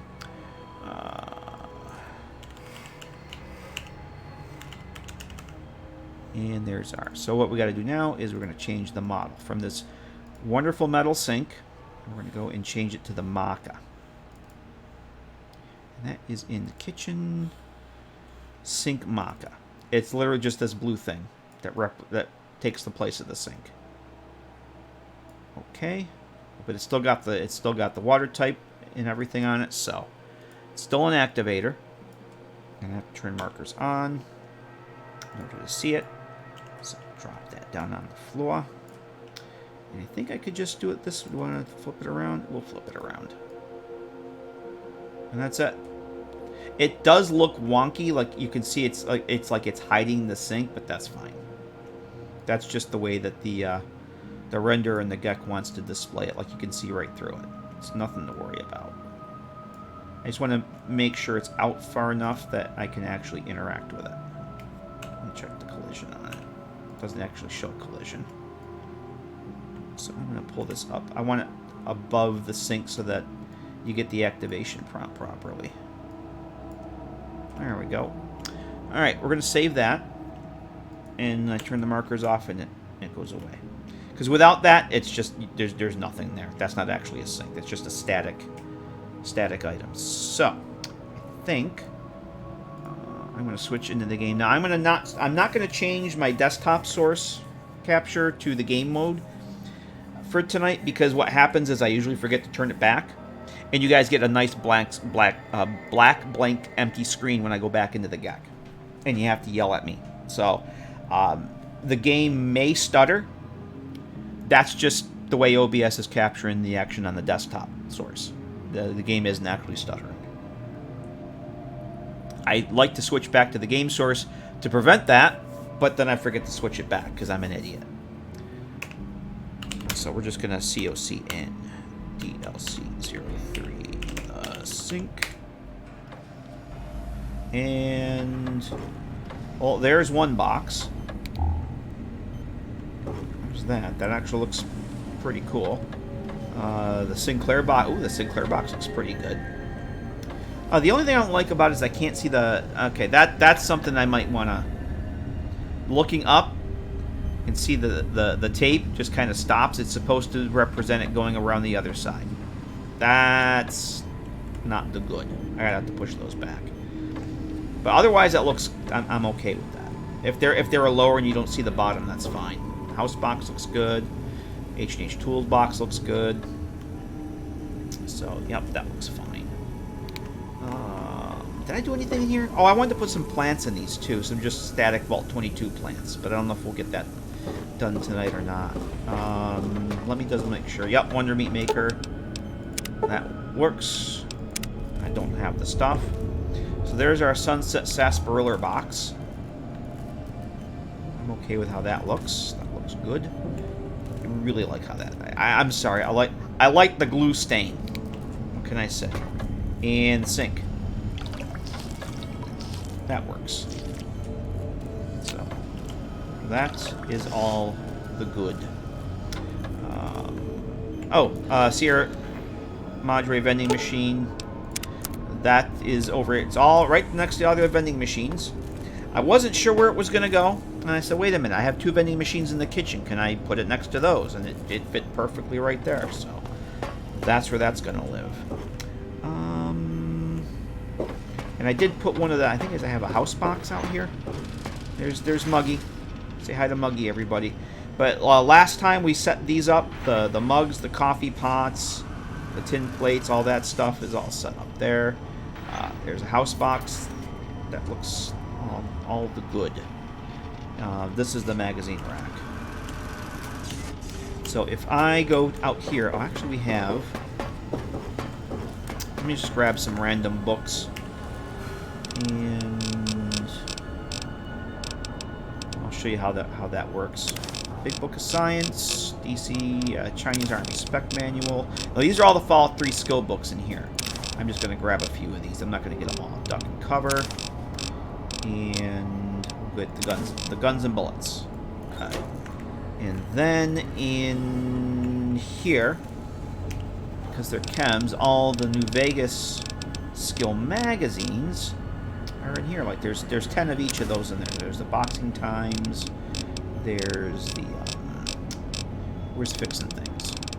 Fixing Things. And where's the Future Weapons Today? Today's Position. That's fine. Grab those, and then we can hit those in the sorting container. Whoops. All the books. Sort those. So those are now gone. Those go into the safe in the bedroom. Anything that doesn't get sorted anywhere else will either get sent, like junk items, anything that's not specifically defined will end up here, which is... Did I not put all that stuff in? Hang on a minute. I thought I put that stuff in. Did I take it out? I think I took it out. I think I hit A instead of E. Yeah, that's better. So, junk and stuff will go in here.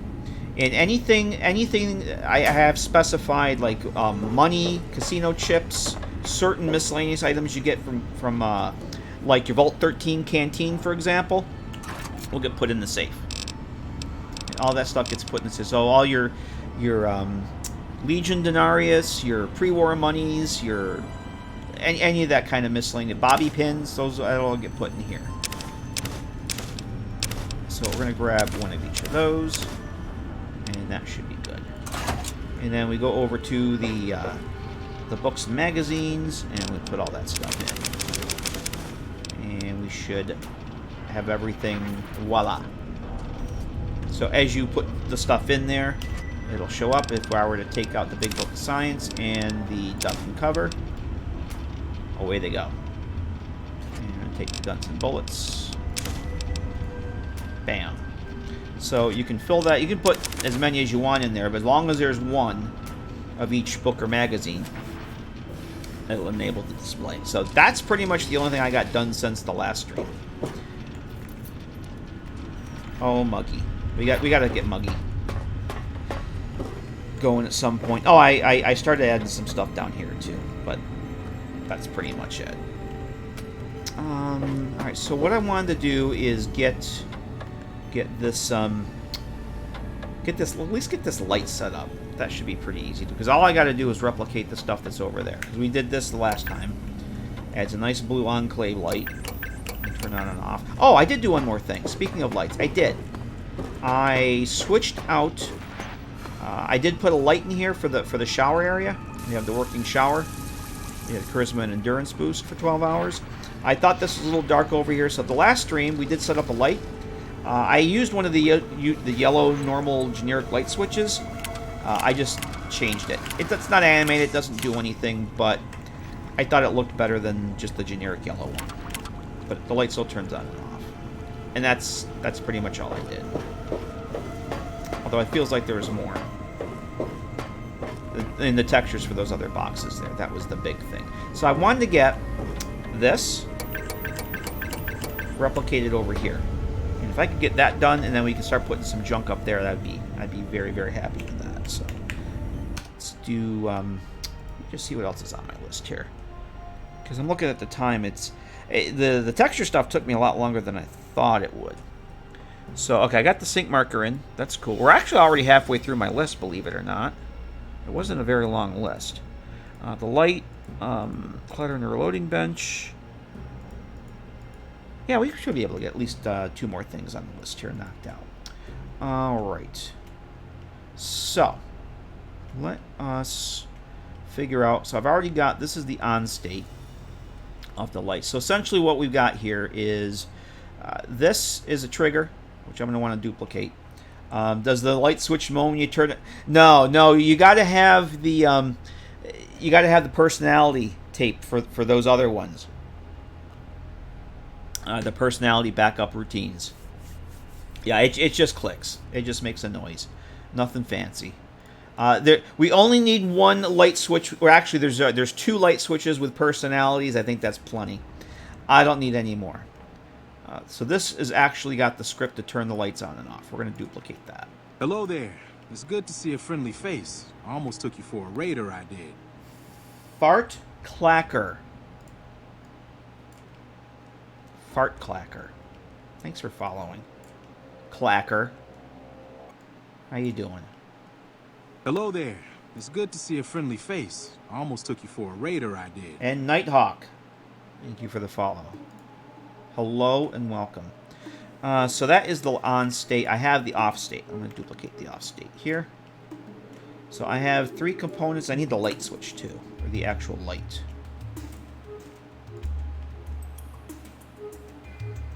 Oh, I have the marker. Ah, we got to do the X marker too. All right, I don't want to forget the X marker.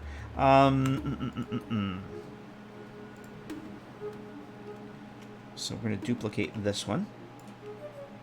And I don't want to fuck around with any of this other stuff. How about I do this? Let's turn off that. Let's turn that off. That will help immensely.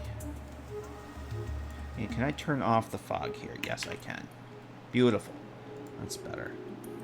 Alright, so essentially I'm going to replicate what we did there. So we have the lights. Each one has an on-off state. And they're going to occupy the same XYZ space. And this is going to be linked to the X marker. And these other items are going to be parented to the X marker. So what's going to happen is we're going to end up with a neat little system here that will enable and disable the light sources.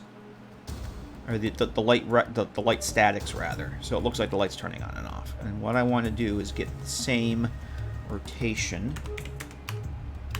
Minus 45 and then 90.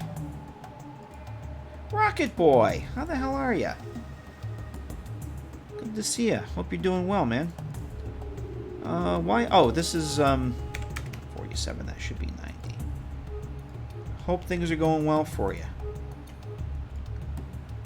Again, I appreciate you doing the retweets on the stream announcements and stuff. That's very much appreciated.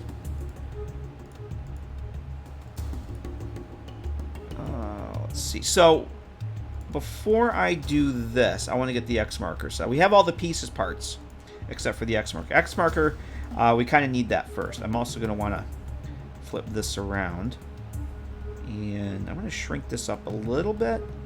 Because I'm just putting it over here. I don't want it to interfere. This is an activator for the junk container. And I don't want it to interfere with that. So we're going to actually... Actually, I could probably go behind that. I don't think it's going to hurt anything. No, I don't want... It's got to be in front of the light. You know what? That's probably good right there like that. That is probably good. I'm going to get rid of this box for now. We know that they look good. That's just going to be in the way. This I'm going to get rid of that too. I just put that there because I wanted something when I was moving stuff around. Alright, so let's get an X marker. We need that. So this trigger thing already has the script on it. We did this the last stream. So this has my basic simple toggle script that it checks the enable disable state of the linked reference. It doesn't matter what that linked reference is. That's why I made it kind of generic. It's just the linked reference. So we're going to have the X marker is going to be the linked reference for that. And we're going to grab that, and I will put that out here. So all we need to do now is take... Is this the light? This is the light we're going to use. And then we're going to take that light and that light. And we're going to parent those. We'll hit the dash key, bring up the batch action, set enable parent. And we're going to link everything as the... Enable parent is the X marker. And the X marker we want initially disable. So that the stuff is actually off. But what we need to do is the off state needs to be set to the opposite of the enable parent. Because what we want is we want it to look like the light's turning on and off. So we have an on state and an off state. Well, the on state is going to be enabled and disabled the same state as the X marker. But because this is the off state, we want that to be the opposite. So we have to go in here and set opposite and pop in. We want it to pop in. We don't want it to fade in because that would look stupid. So we're going to hit pop in for that. So we don't want this to be opposite. We want it to pop in. But what we need to do is make sure that these two occupy the same XYZ space. So the ever popular copy pasta of the coordinates.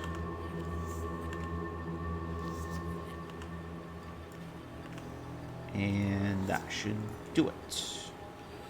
And then we just got to figure out where I want the light here. I'm going to keep all the light settings the same as the other one.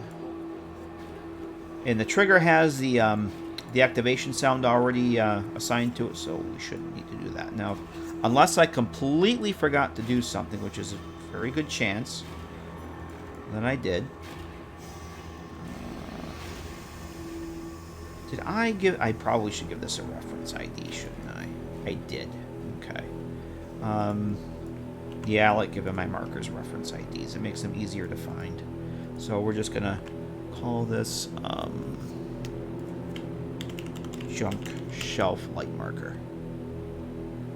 That'll work. Alright, let's go see if I actually got this to work or if I forgot to do something. Chances are I forgot to do something, because I almost always forget to do something with these.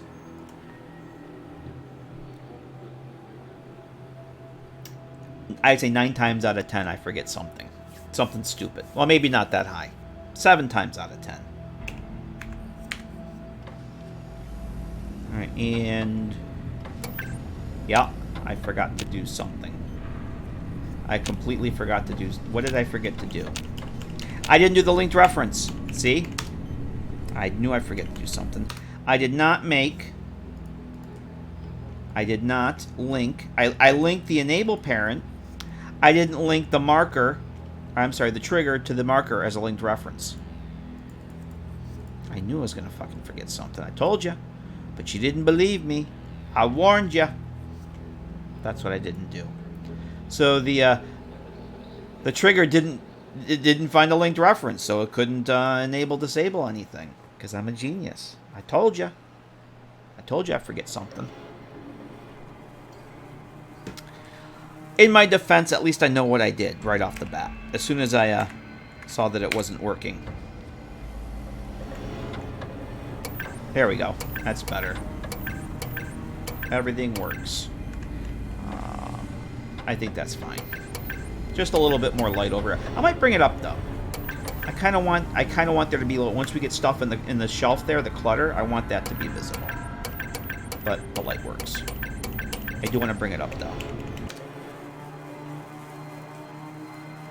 To make that a little more higher there.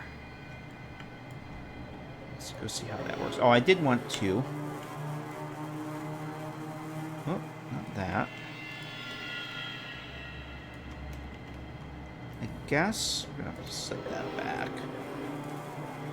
I kind of liked how those were hanging over the edge like that, but let's knock this down just a hair.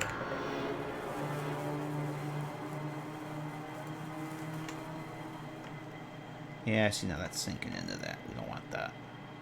That's fine. That's fine. It's probably clipping through the back a little bit, but yeah, it is. I don't care. That's fine. You're never going to see it. I looked in the back of the junk shelf, and the box is clipping through, and my immersion is ruined. I can't use this mod.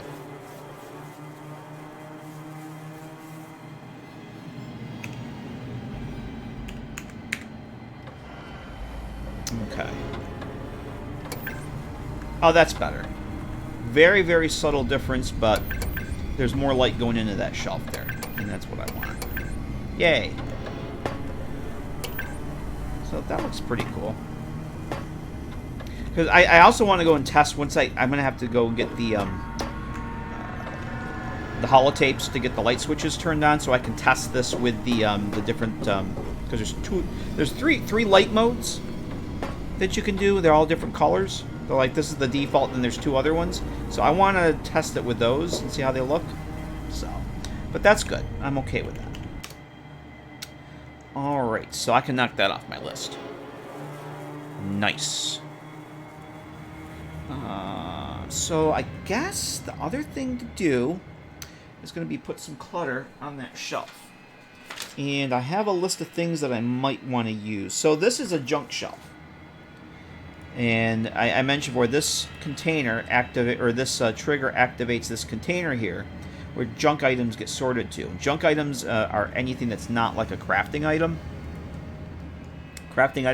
Things like scrap electronics, scrap metal, sensor modules. I think even fission batteries get sorted. Those are considered crafting items because you can make stuff at a workbench with them. Things like ashtrays, the dog bowls, things that basically have no value. What else is on the list here? Cameras you can use for certain things with mods, but I'm talking like basically like baseball gloves, chessboards, the harmonica, the ever popular harmonica. Those basically have no use, so those will get in the junk container. I want to have clutter of basically just those types of things. I don't want to put scrap electronics or paint guns over here. I think even paint guns were on the list. Paint guns were on the list. Okay, we can use a paint gun. Anything that's going to get sorted to another container, I don't want those items here. Like no duct tape, no Wonder Glue, because those get sorted to the crafting items. So I have a list, and I should have most of these things to statics already. So I think I want to go and try and add some of that crap here. Like I can tell you right now, I'd like to put a camera. Although that's going to have to get shrunk down. All right, maybe we won't use a camera. I actually want to use a camera on a shelf. I'm going to have to get rid of this too because that is in the way. All right, we're not going to do a camera. Forget the camera. No camera. Because it won't fit there. What I can use is, let's do a chessboard. I can put stuff on the chessboard. I may not get to all this tonight, which is fine.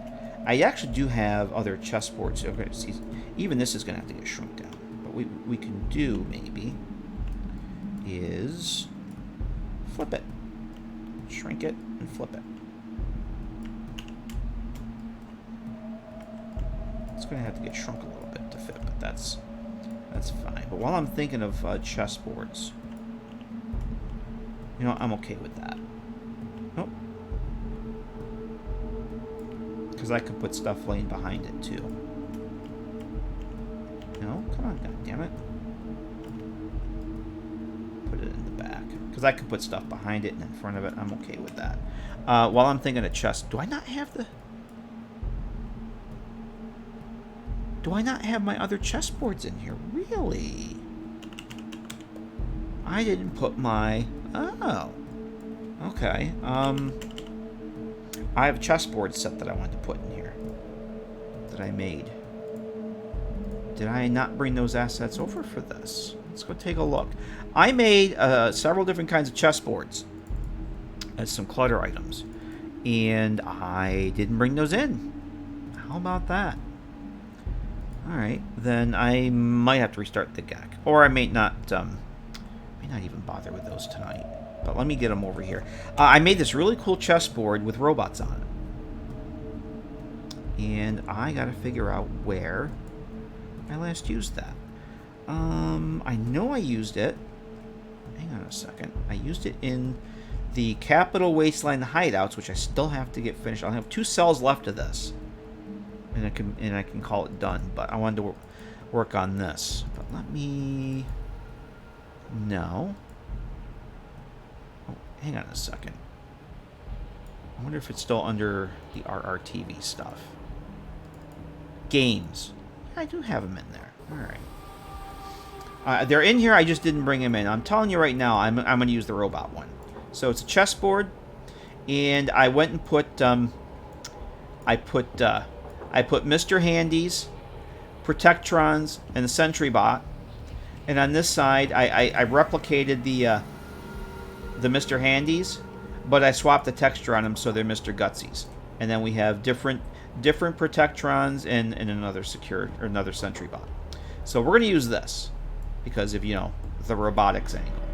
And I'm not going to use. I also did the gnomes and the mini nukes and the microfusion cells and the alien power cells and the booze. We're not going to use that one, so that doesn't need to be in there.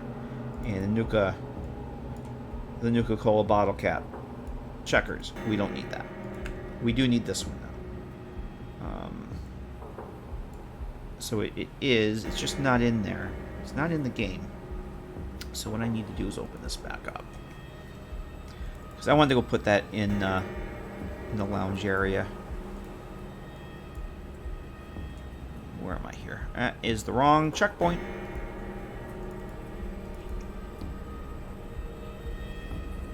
Wait, oh no, it's not in. It's in the other folder here. Herpaderp. This is why I got to get everything changed from RRTV to MMTV.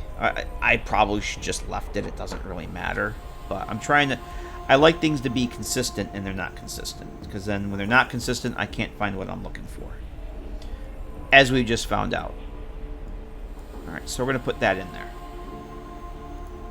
And I am going to go put that on the coffee table, which is actually one of the casino tables that I shrank down. Why is the snap on? There we go. Is that really as far as that's going to go? Alright. There we go. There's our chess set with our robots. Okay. That was very important. I didn't want to forget to put that in there. Alright, so chessboard. Oh, what else did I want to put here? Garden gnome won't fit. Motorcycle gas tank. Do I have one of those? I do.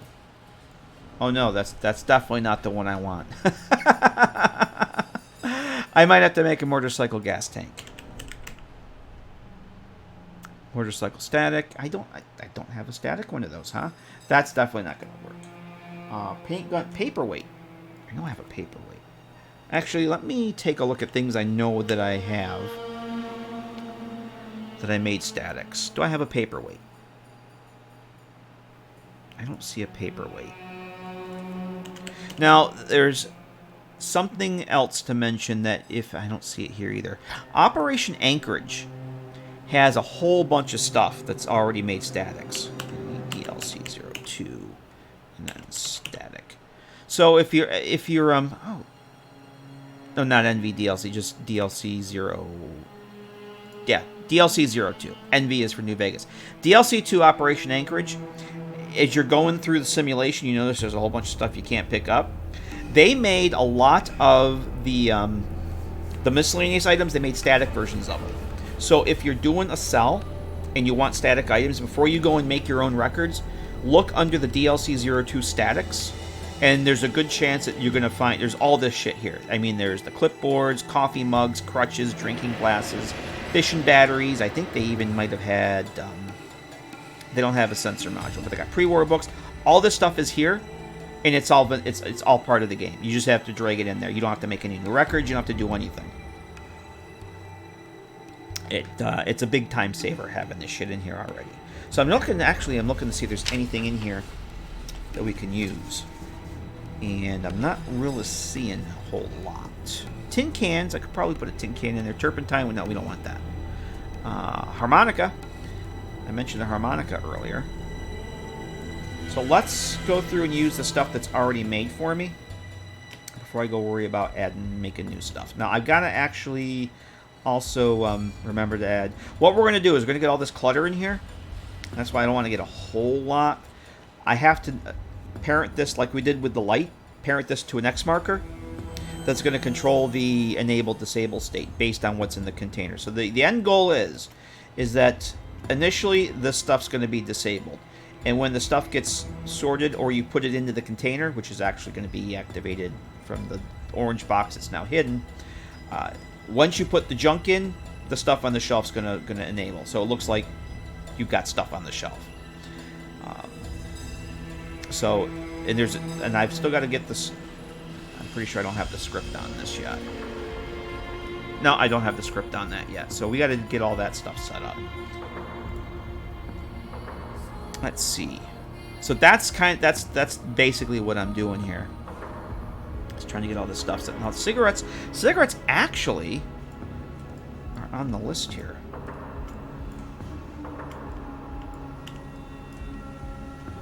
So let's put some cigarettes. Those actually fit there pretty good. Textures look terrible, but that's vanilla textures for you. Glass pitcher. Now I would put glass pitchers in the kitchen. I really want a paperweight. Do I not have a paperweight? No, I don't have a paperweight. All right. I'm gonna make a paperweight because I really want to put one in there. So we're gonna make paperweight static.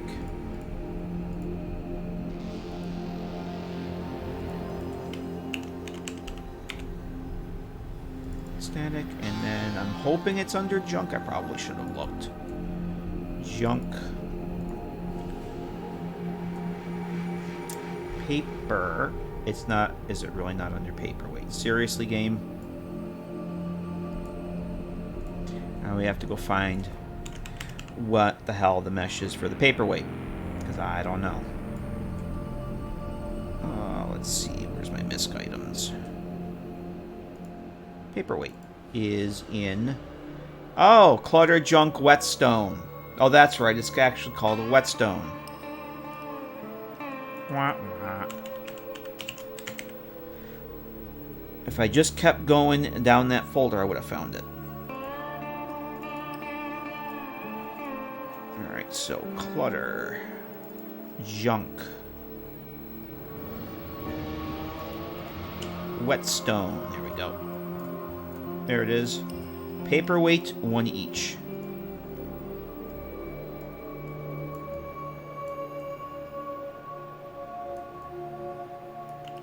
I think we're going to shrink that down.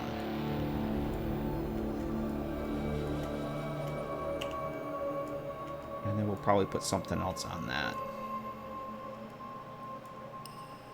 Okay, so there's a paperweight. Let's see. Wood chipper. Oh, hang on a second.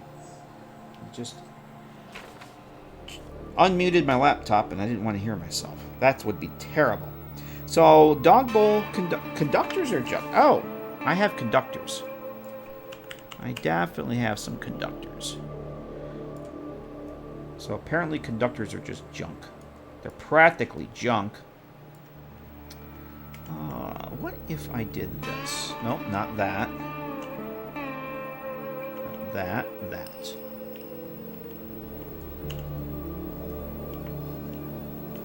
So let's put one there. I'm just going to have it sit like that.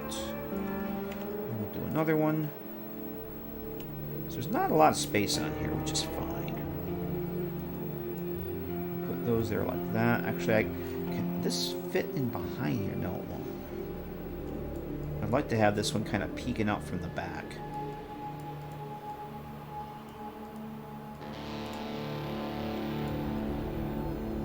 You know, it could be resting on that one. I am okay with that.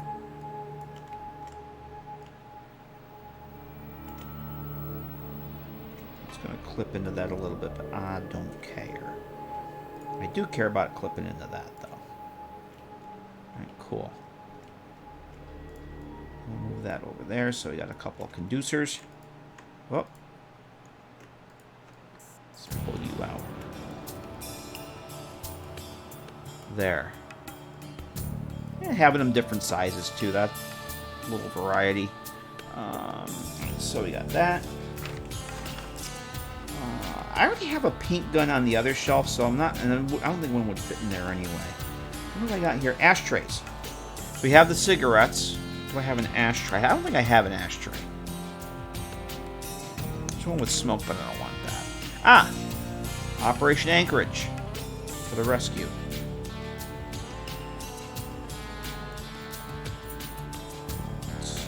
shrink that just a hair.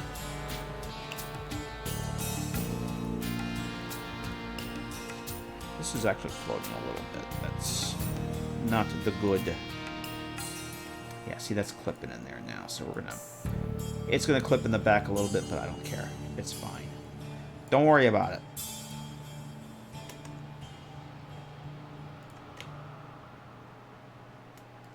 Is that really still kind of floating there? Looks like it is. There. I think that's okay. Alrighty then. So we've got a little space there. I would like to put something flat on that, but I don't think that's going to work. The way that that's curved down. So I got a couple little things I'd like to put in there. Iron. Ooh, do we have an iron? Iron would be cool.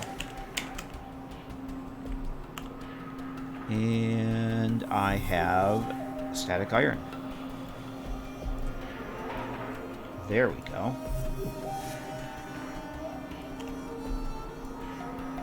Shrink that down just a hair. And then I could put one other thing in front. Maybe a baseball up in front. Yes. Just some random crap on the shelf.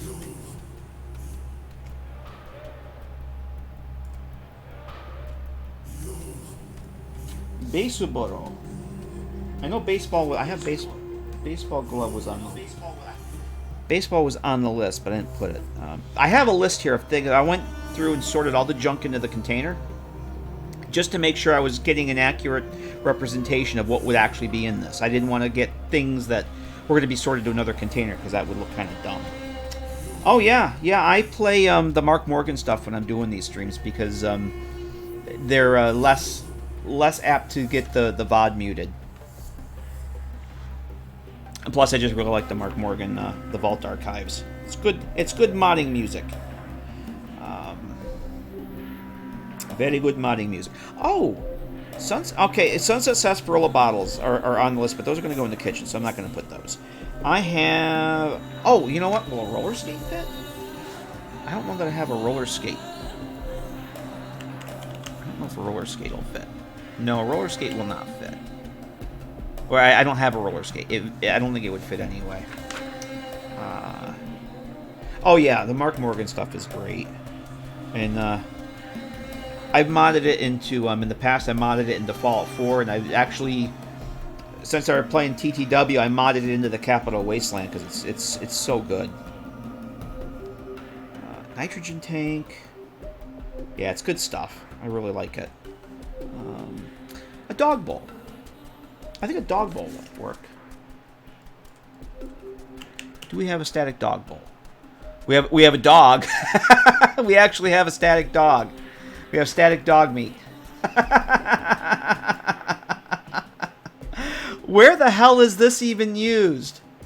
Where is a static dog used? 10 penny... Is it... Oh, we gotta go look at this later. Oh, I did look at this before. Yeah, I've never used the 10 penny tower suite, but apparently there's a static dog in there. I have no idea why it's there. According to this, there's a static dog, a stuffed dog in the 10 penny tower. We're going to have to go look at that. However, I thought I had a dog bowl. I don't have a dog bowl. All right. Let's make a dog bowl. I think a dog bowl would fit perfectly there. Oh, well, let's see what it looks like first. Oh, it's this thing. All right, I'm not going to put that there. It's one in the 10 penny decoration schemes. All right, that's what I was wondering. See, I've never actually, I've never blown up Megaton to get it. And I did remember looking at it in the GECK, because I think I did look in the 10 penny tower in the GECK one time. I'm like, what the frick is that dog doing there? And saw that it was initially disabled. What decoration scheme has a dog in it? And now I'm morbidly curious. Let's put a baseball. I'm going to keep it simple, stupid. And we're going to put a baseball in there. Because they're practically junk. Do we have a baseball? DLC02 baseball static. Yes, we do.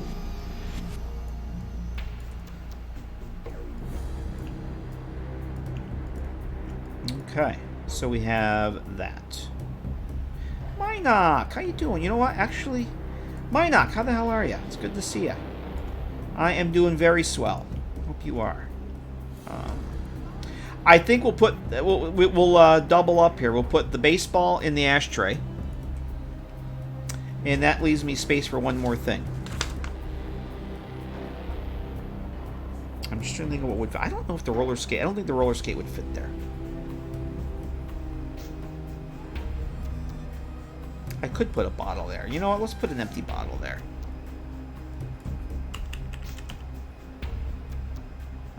Let's see. Empty milk bottle.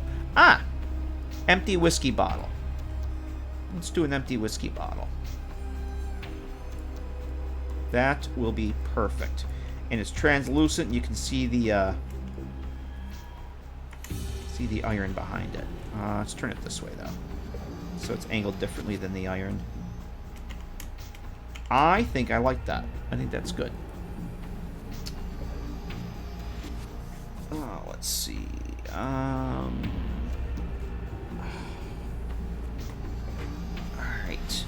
Alright, so I think that's all good.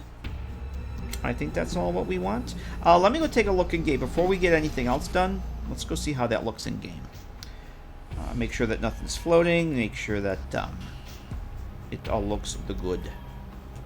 Pre-war theme. Okay. That's interesting. I never knew that was a thing. I do remember vaguely looking in the cell and seeing the dog there, thinking, okay, that's kind of weird, but it is Tenpenny after all. Okay.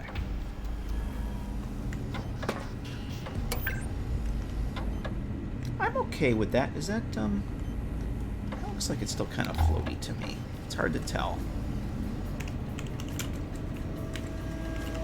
Oh my, what the hell? What the hell? Gary. Yeah, what?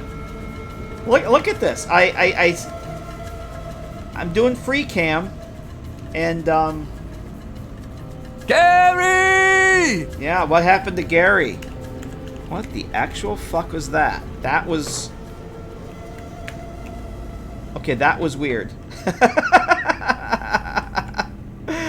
I just want to make sure this isn't floating, because I can't tell. No, it's not. It's fine. Oh, no, it's definitely not floating.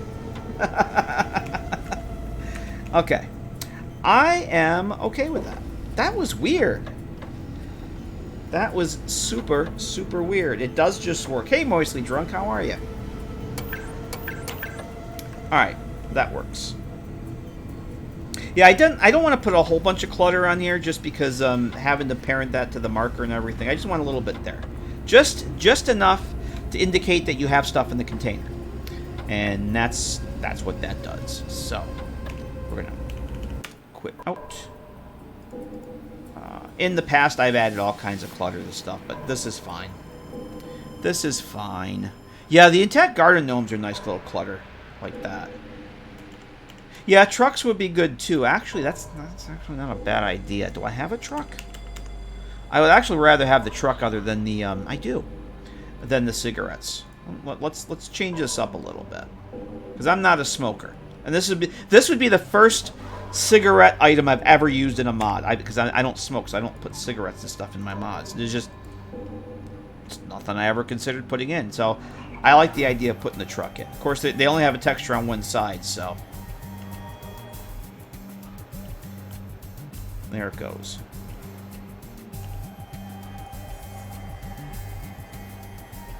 Let's make that. We're going to want to change that. And then I think I should be able to still put the whetstone in front of it. Even if I have to shrink that down some more.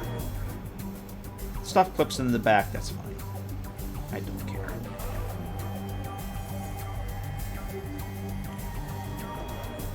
Oh, that'll work. We can actually change this a little bit. Okay. Before I get too crazy, I do want to go and check these. Make sure they don't have that stupid floating point bug.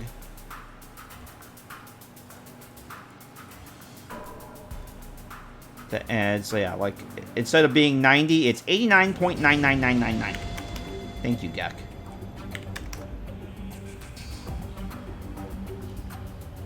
Yeah. 90, 30.00001, no. 30 and 90. I don't know why the GECK does that. It's fucking stupid. Those are fine, because that's editing. And yeah, that's gotta be that. Okay. Alright, so let's get our X marker. Hey, James, how you doing? Takes a page out of the Captain Coots playbook, rotates objects over and over and over. Damn right. You gotta get them just right. Oh, why do I not have an alert? Oh, my alert box got turned off. That's why I don't have an alert. James, thank you very much for the 12-month resub. I hope you're doing well. Thank you for that. Yeah, the GECK has... Fallout 3 GECK didn't have it. New Vegas GECK has... It's referred to... I've heard people refer to it as the floating point bug. That, you see, you got it here. This should be 0, but it adds the 1. And I don't like that. I don't think it actually causes any problems, but... It shouldn't be doing that. It's just fucking stupid. So I've been trying to get in the habit of checking all my references and making sure that they're fine. Yeah, programmed by humans. It's actually, I'm going to blame Obsidian. Obsidian broke a lot of shit in the GECK. Like, a lot of shit. Okay, what is this? What is this? Here. I'm not seeing anything else there. There's an arrow pointing to something that's not there. X marker. X marker the spot. So we need another X marker.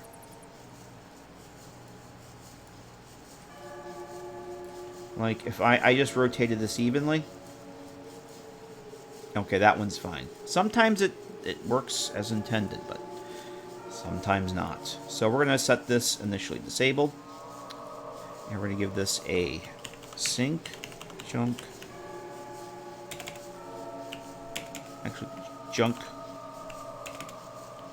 clutter, marker, ref. Okay, and I'm going to have to remember exactly how I have this set up. So we need... I'm going to turn the light off here. We need to parent all these things. All the things need to get parented to that X marker. Yeah, I like the truck better than the cigarettes. I did get the harmonica. Okay, so set enable parent. Bam. All that stuff all at once. That's why I love batch action. Batch action. One in the Fallout 4 CK has a lot more options to it, but this has the basics. It has the enable parent, the linked ref, set activate, set owner. Oh, it has set multibound. Oh, that's cool. I'm gonna have to remember that. I didn't realize that set multibound was a thing. I look at it and I just never registered that that was a thing. So all this stuff now will be initially disabled. At least it should be. So how do I have this set up now? I have to, before I put the script on. Actually, let's go put the script on this right now. Yeah, but it's Fallout. Yeah, exactly. Therein lies the problem. So, which script do I need to use now? I have to go back and look and see which script I used on this other one here, because now I changed how I did this and I can't remember how I changed it. I changed which script I used. So which script did I use on this? Enable linked marker. Okay. So what this does, this script will get the inventory count of the container.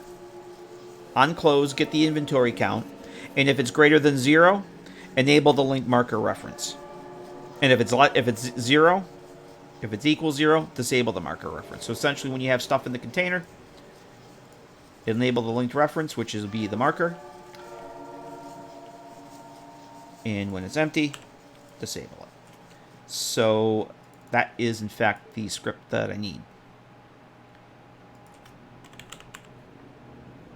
And enable linked reference marker script. Bam.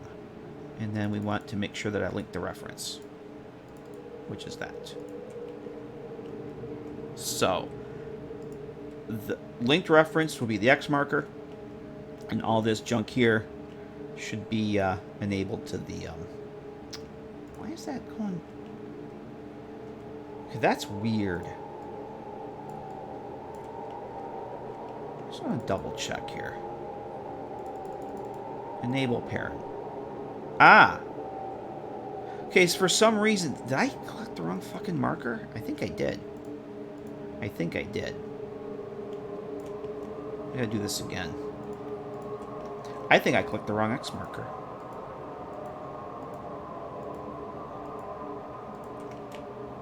That is not the X marker we want. I got the harmonica. Yeah, that was that would not have worked very well. What? That, something still is looking for, there's this arrow there. I don't know what the fuck that is.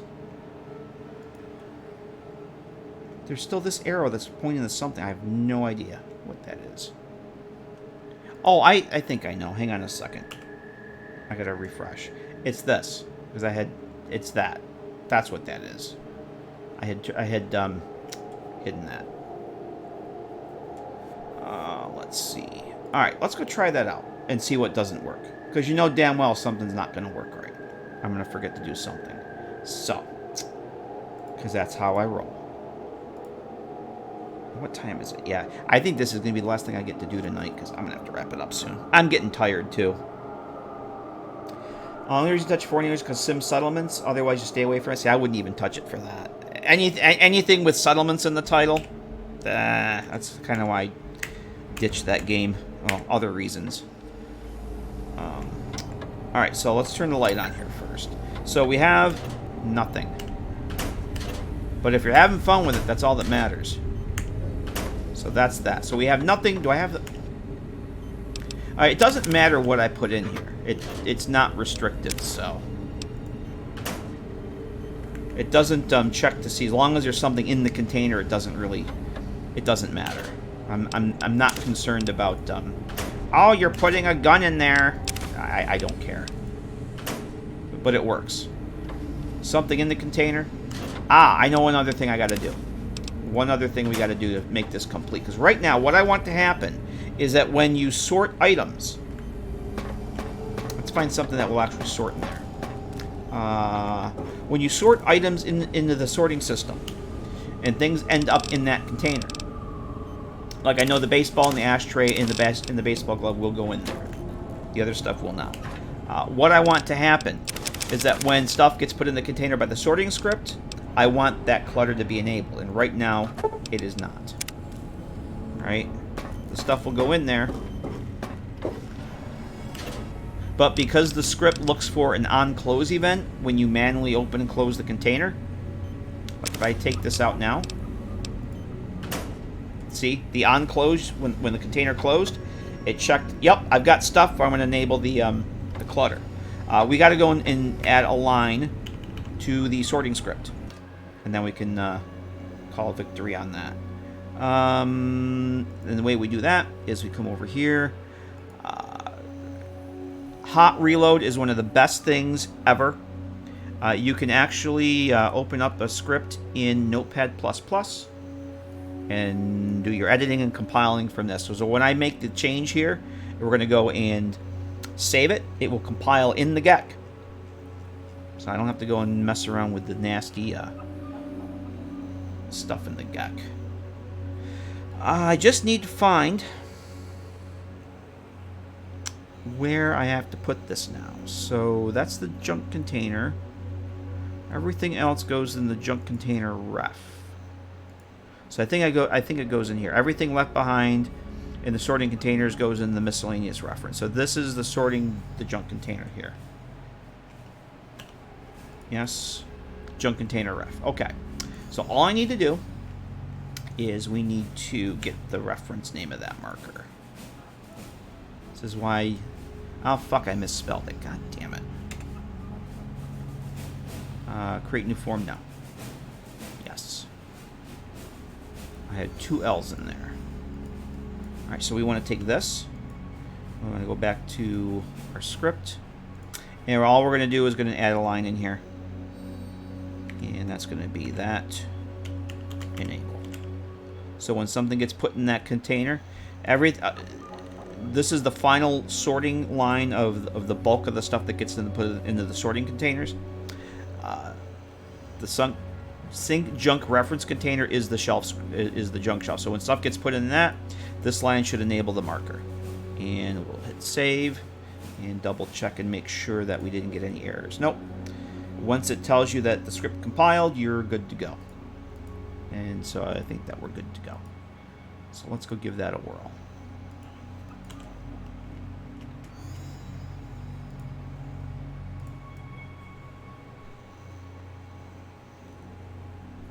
I think the house industries instead of Robco. I think that, yes, that was another thought. I also made a Sinclair box tonight, James. I'll show you that. I meant a Sinclair Enterprises box. But yes, that's another reason I didn't want to go with Robco, is because the brain specifically talk about the Robco junk on your arm. There is my Sinclair Enterprises. I figured Sinclair's technology for Sierra Madre was prototyped here, and there's a good chance that some of that stuff got shipped over to the Sierra Madre in Sinclair branded boxes. Just a hunch. What am I looking for? I am looking for this. Ashtray, baseball, all this stuff should get sorted in there. So if I did this right, that clutter should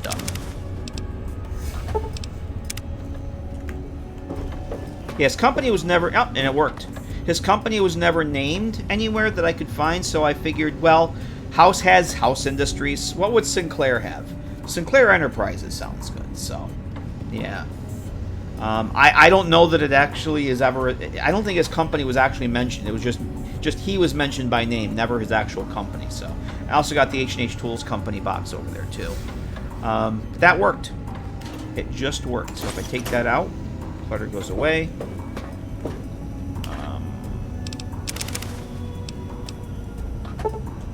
Sort. Bam.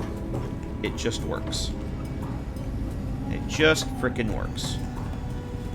Cool. I like that truck, the truck much better than the... what I might do is, let's go move that whiskey bottle over. I don't like how that's right in front like that.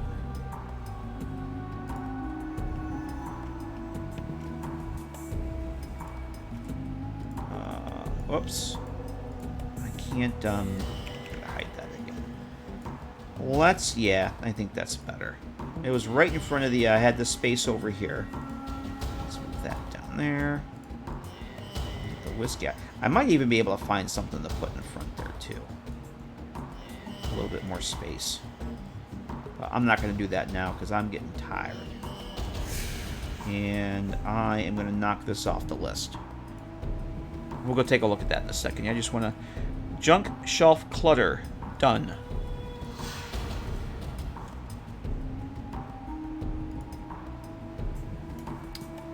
Branch out in little boxes. No, Jokerine, the only box Jokerine had was this one right here.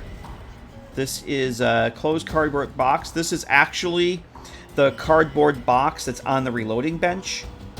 And she closed the flaps on it. That's the only box she did. I found these boxes. The cardboard boxes are actually unused Fallout 3 assets. The meshes and the textures are still in the game files, but they were never brought into the GECK. There's no entry for them, just the files. I discovered these when I was, and they were just blank, nasty-looking blank boxes. I actually made all new textures for these. And earlier tonight, we redid the blank ones, too. Because the vanilla textures were pretty awful. In fact,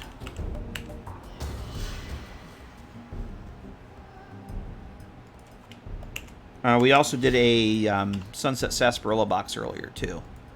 I'm just going to put one of these in here. So these were actually unused Fallout 3 assets, and they were never brought into New Vegas. When some of the Fallout 3 assets that never made it into New Vegas, but because I'm using TTW, I got access to them again. So, but I did make all new textures for that, and that's what I'm using. So let's drop that. We'll go take a look at that in game again. Oh, thanks. No, I love doing that kind of stuff. Yeah, we did that. Well, I actually did that one earlier. I already had the house and the H&H tools done. We also did earlier. We did the Sunset Sarsaparilla box. Oh, they show up upside down. But I have actually one of these in the kitchen and put the stamp with the glue stain over the top of it, and just distressed everything up. Yeah, the vanilla boxes look dreadful. I can show you the vanilla texture here. So that's my Photoshop file for the Sunset Sarsaparilla box. The vanilla, get ready for it. There it is, 256 by 256K. That's the vanilla textures for unused. This is an unused asset that was never used in either game. So I saw that there were actually assets because I like using those in Fallout 4 actually had cardboard boxes that I had fun making new textures for. But these games, that was what we got, and they never bothered using them. So, but I wanted to fix that. Cardboard boxes like that make good clutter. And I was shocked that there wasn't any such thing when I started playing in the Fallout 3 GECK. And then when I extracted the archives and was going through stuff, I said, well, there's got to be some unused stuff in here. Let me see what I can find. And I was looking through the office clutter, and it was like, cardboard boxes? I don't remember ever seeing cardboard boxes in the game. It's because they were never in the game. But the assets were just all sitting there. Yeah, so there's my cool little cardboard box with the blank one. It's much better than the vanilla. And then there's the Sunset Sarsaparilla one we did earlier. I already did the Nuka-Cola one last week. And then there's the Sunset Sarsaparilla one. I don't know where these are going to go. We just put them on the shelf to see what they would look like. Oh yeah, there's a ton of assets that I'm always seeing people post stuff that finding unused assets and stuff. It's cool. Let's go check this. I want to see how that looks.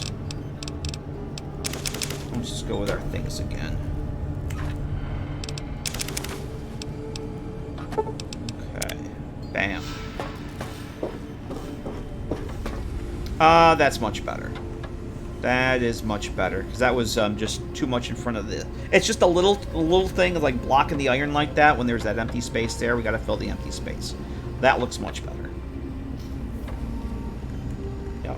I even enabled Marilyn, the cut Securitron, and the Lucky 38. I enable her. She has no dialogue or anything, but she was still there in the cell, and like I just unticked the initially disabled flag on her, and there she is in my game. She doesn't say anything, but at least when Veronica says her comment about the 2 robot sex slaves, it makes sense.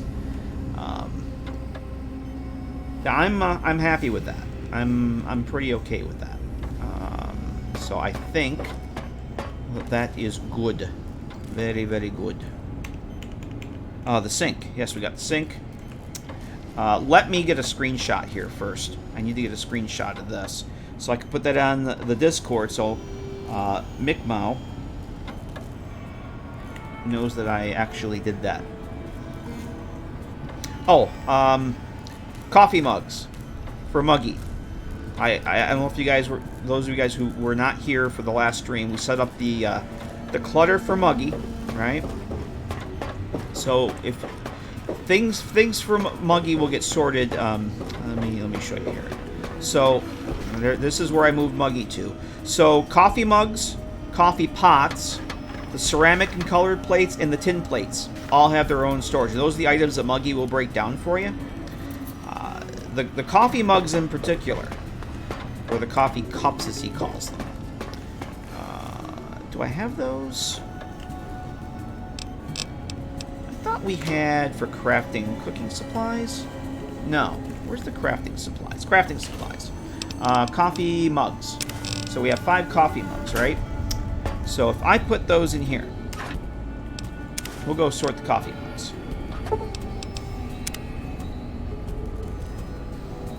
Kelly says cardboard boxes make good clutter. In my house agrees. So the script actually puts them in the container out behind Muggy. But if you want coffee mugs to make your black coffee from the Honest Hearts DLC, you have access to those right here in the kitchen. And the clutter will enable and disable depending on this is linked to the coffee mug container for Muggy. So if you have coffee mugs, it's a linked container. So they'll show up there. And if you come back here to see Muggy, you got the clutter here. It's the same container. So if I take these out, those disappear. We go back to the kitchen. Bam, they disable back there. Put one back in. Bam. So all that stuff gets sorted into the proper container for Muggy. So that way, if you have coffee mugs, you want to give them the Muggy, you can give them to him from here. And if you, I want to make some black coffee, just go grab a coffee mug out of the cupboard and make your black coffee. I think that's it. Remember back some guy 2000 videos used to talk about pulling out those little things and using them just for something different. Yeah, there's a lot of really cool stuff. I mean, there's a lot of really good modders resources too. Like all this stuff over here in the corner, that's all Pixel Hate stuff. Pixel Hate has some freaking amazing assets. The portable terminal, that's a Pixel Hate thing. Check that out. You can't really use it as a terminal, but it's some damn cool eye candy. And I thought it was very fitting for Big Mountain. I think that's everything. I think that's everything on my list. I actually have to wrap up too. So the only other thing I might want to do, well, shit, I kind of don't want to stop, but I really should. I was going to put some clutter on the reloading bench, but I think I'm going to have to wait on that. Because if I get going on that, it'll be another hour before I quit. And I got to get ready for bed. It is a work night, so. There's 3 things on my list I didn't get to. Any place I have a laptop terminal be Big Mountain. Oh, this is the other the other thing that let me one more thing since you haven't been here, James. I showed this in the last stream. Big Mountain is very, very important as far as technology development and research. And the sink in particular is very important for that. So one thing that, because this place used to be the residence of Dr. Mobius, the research terminal. Very, very important research takes place on the research terminal.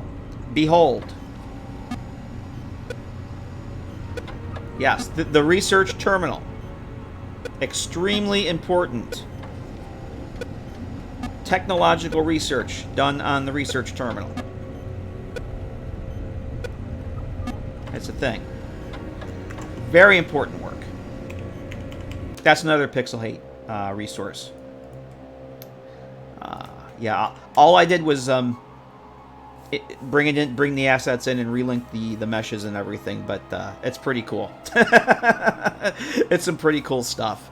But I think that's gonna have to do it for me. I don't want to quit, but I know if I go doing more the clutter on the reloading bench, it's gonna be another hour before I get it where I want it. So I think I'm just gonna have to wrap up here, as much as I don't want to, because I am having fun.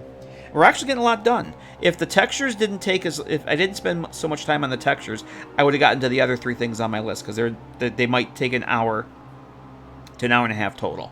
And I think we spent that long on just I think we spent almost 2 hours on the textures, I think. Or at least an hour and a half. Hour and a half, because that's when I took my first break. Or the only break, actually. So, but we did a lot done. No trouble. I will be back. I got a lot more work to do on this. So I will be streaming this again. Necri! Oh no, I'm just getting ready to wrap up for the night, Necri. How you doing? I still have the entire kitchen to do. These are all the QA containers I've been testing the sorting script with. So those have to go away, and all the kitchen still needs to be decorated. This area is almost done. We did a lot. I mean, this was like one of the main things I wanted to get done. Living room area needs to be done. Bedroom still needs to finish.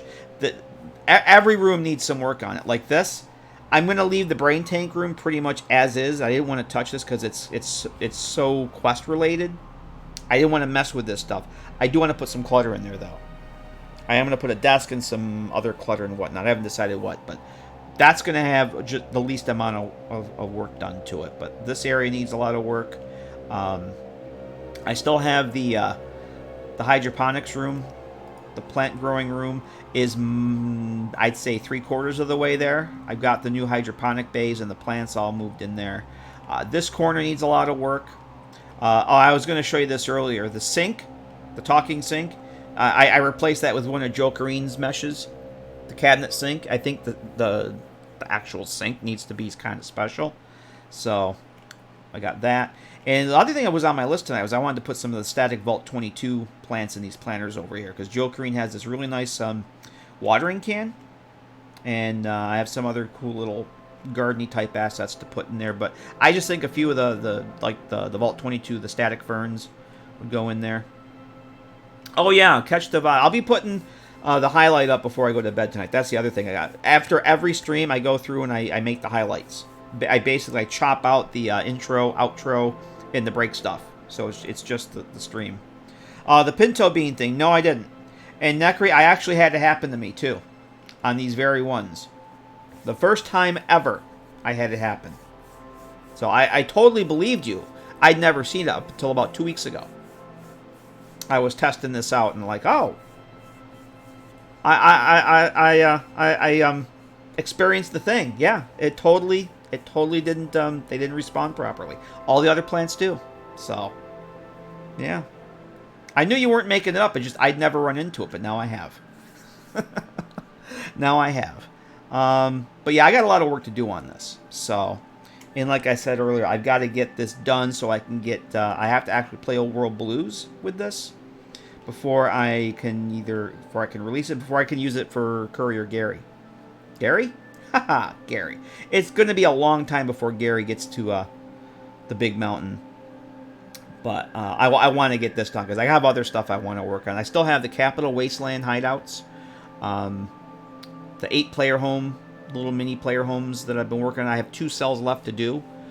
I'd really like to work on that and get that finished. But I have other stuff. I have lots of other things I've started and just haven't. I kind of put on hold because of this. I want to get this done. So, but that's gonna be it for the work stream tonight. I'm very happy with the progress, though.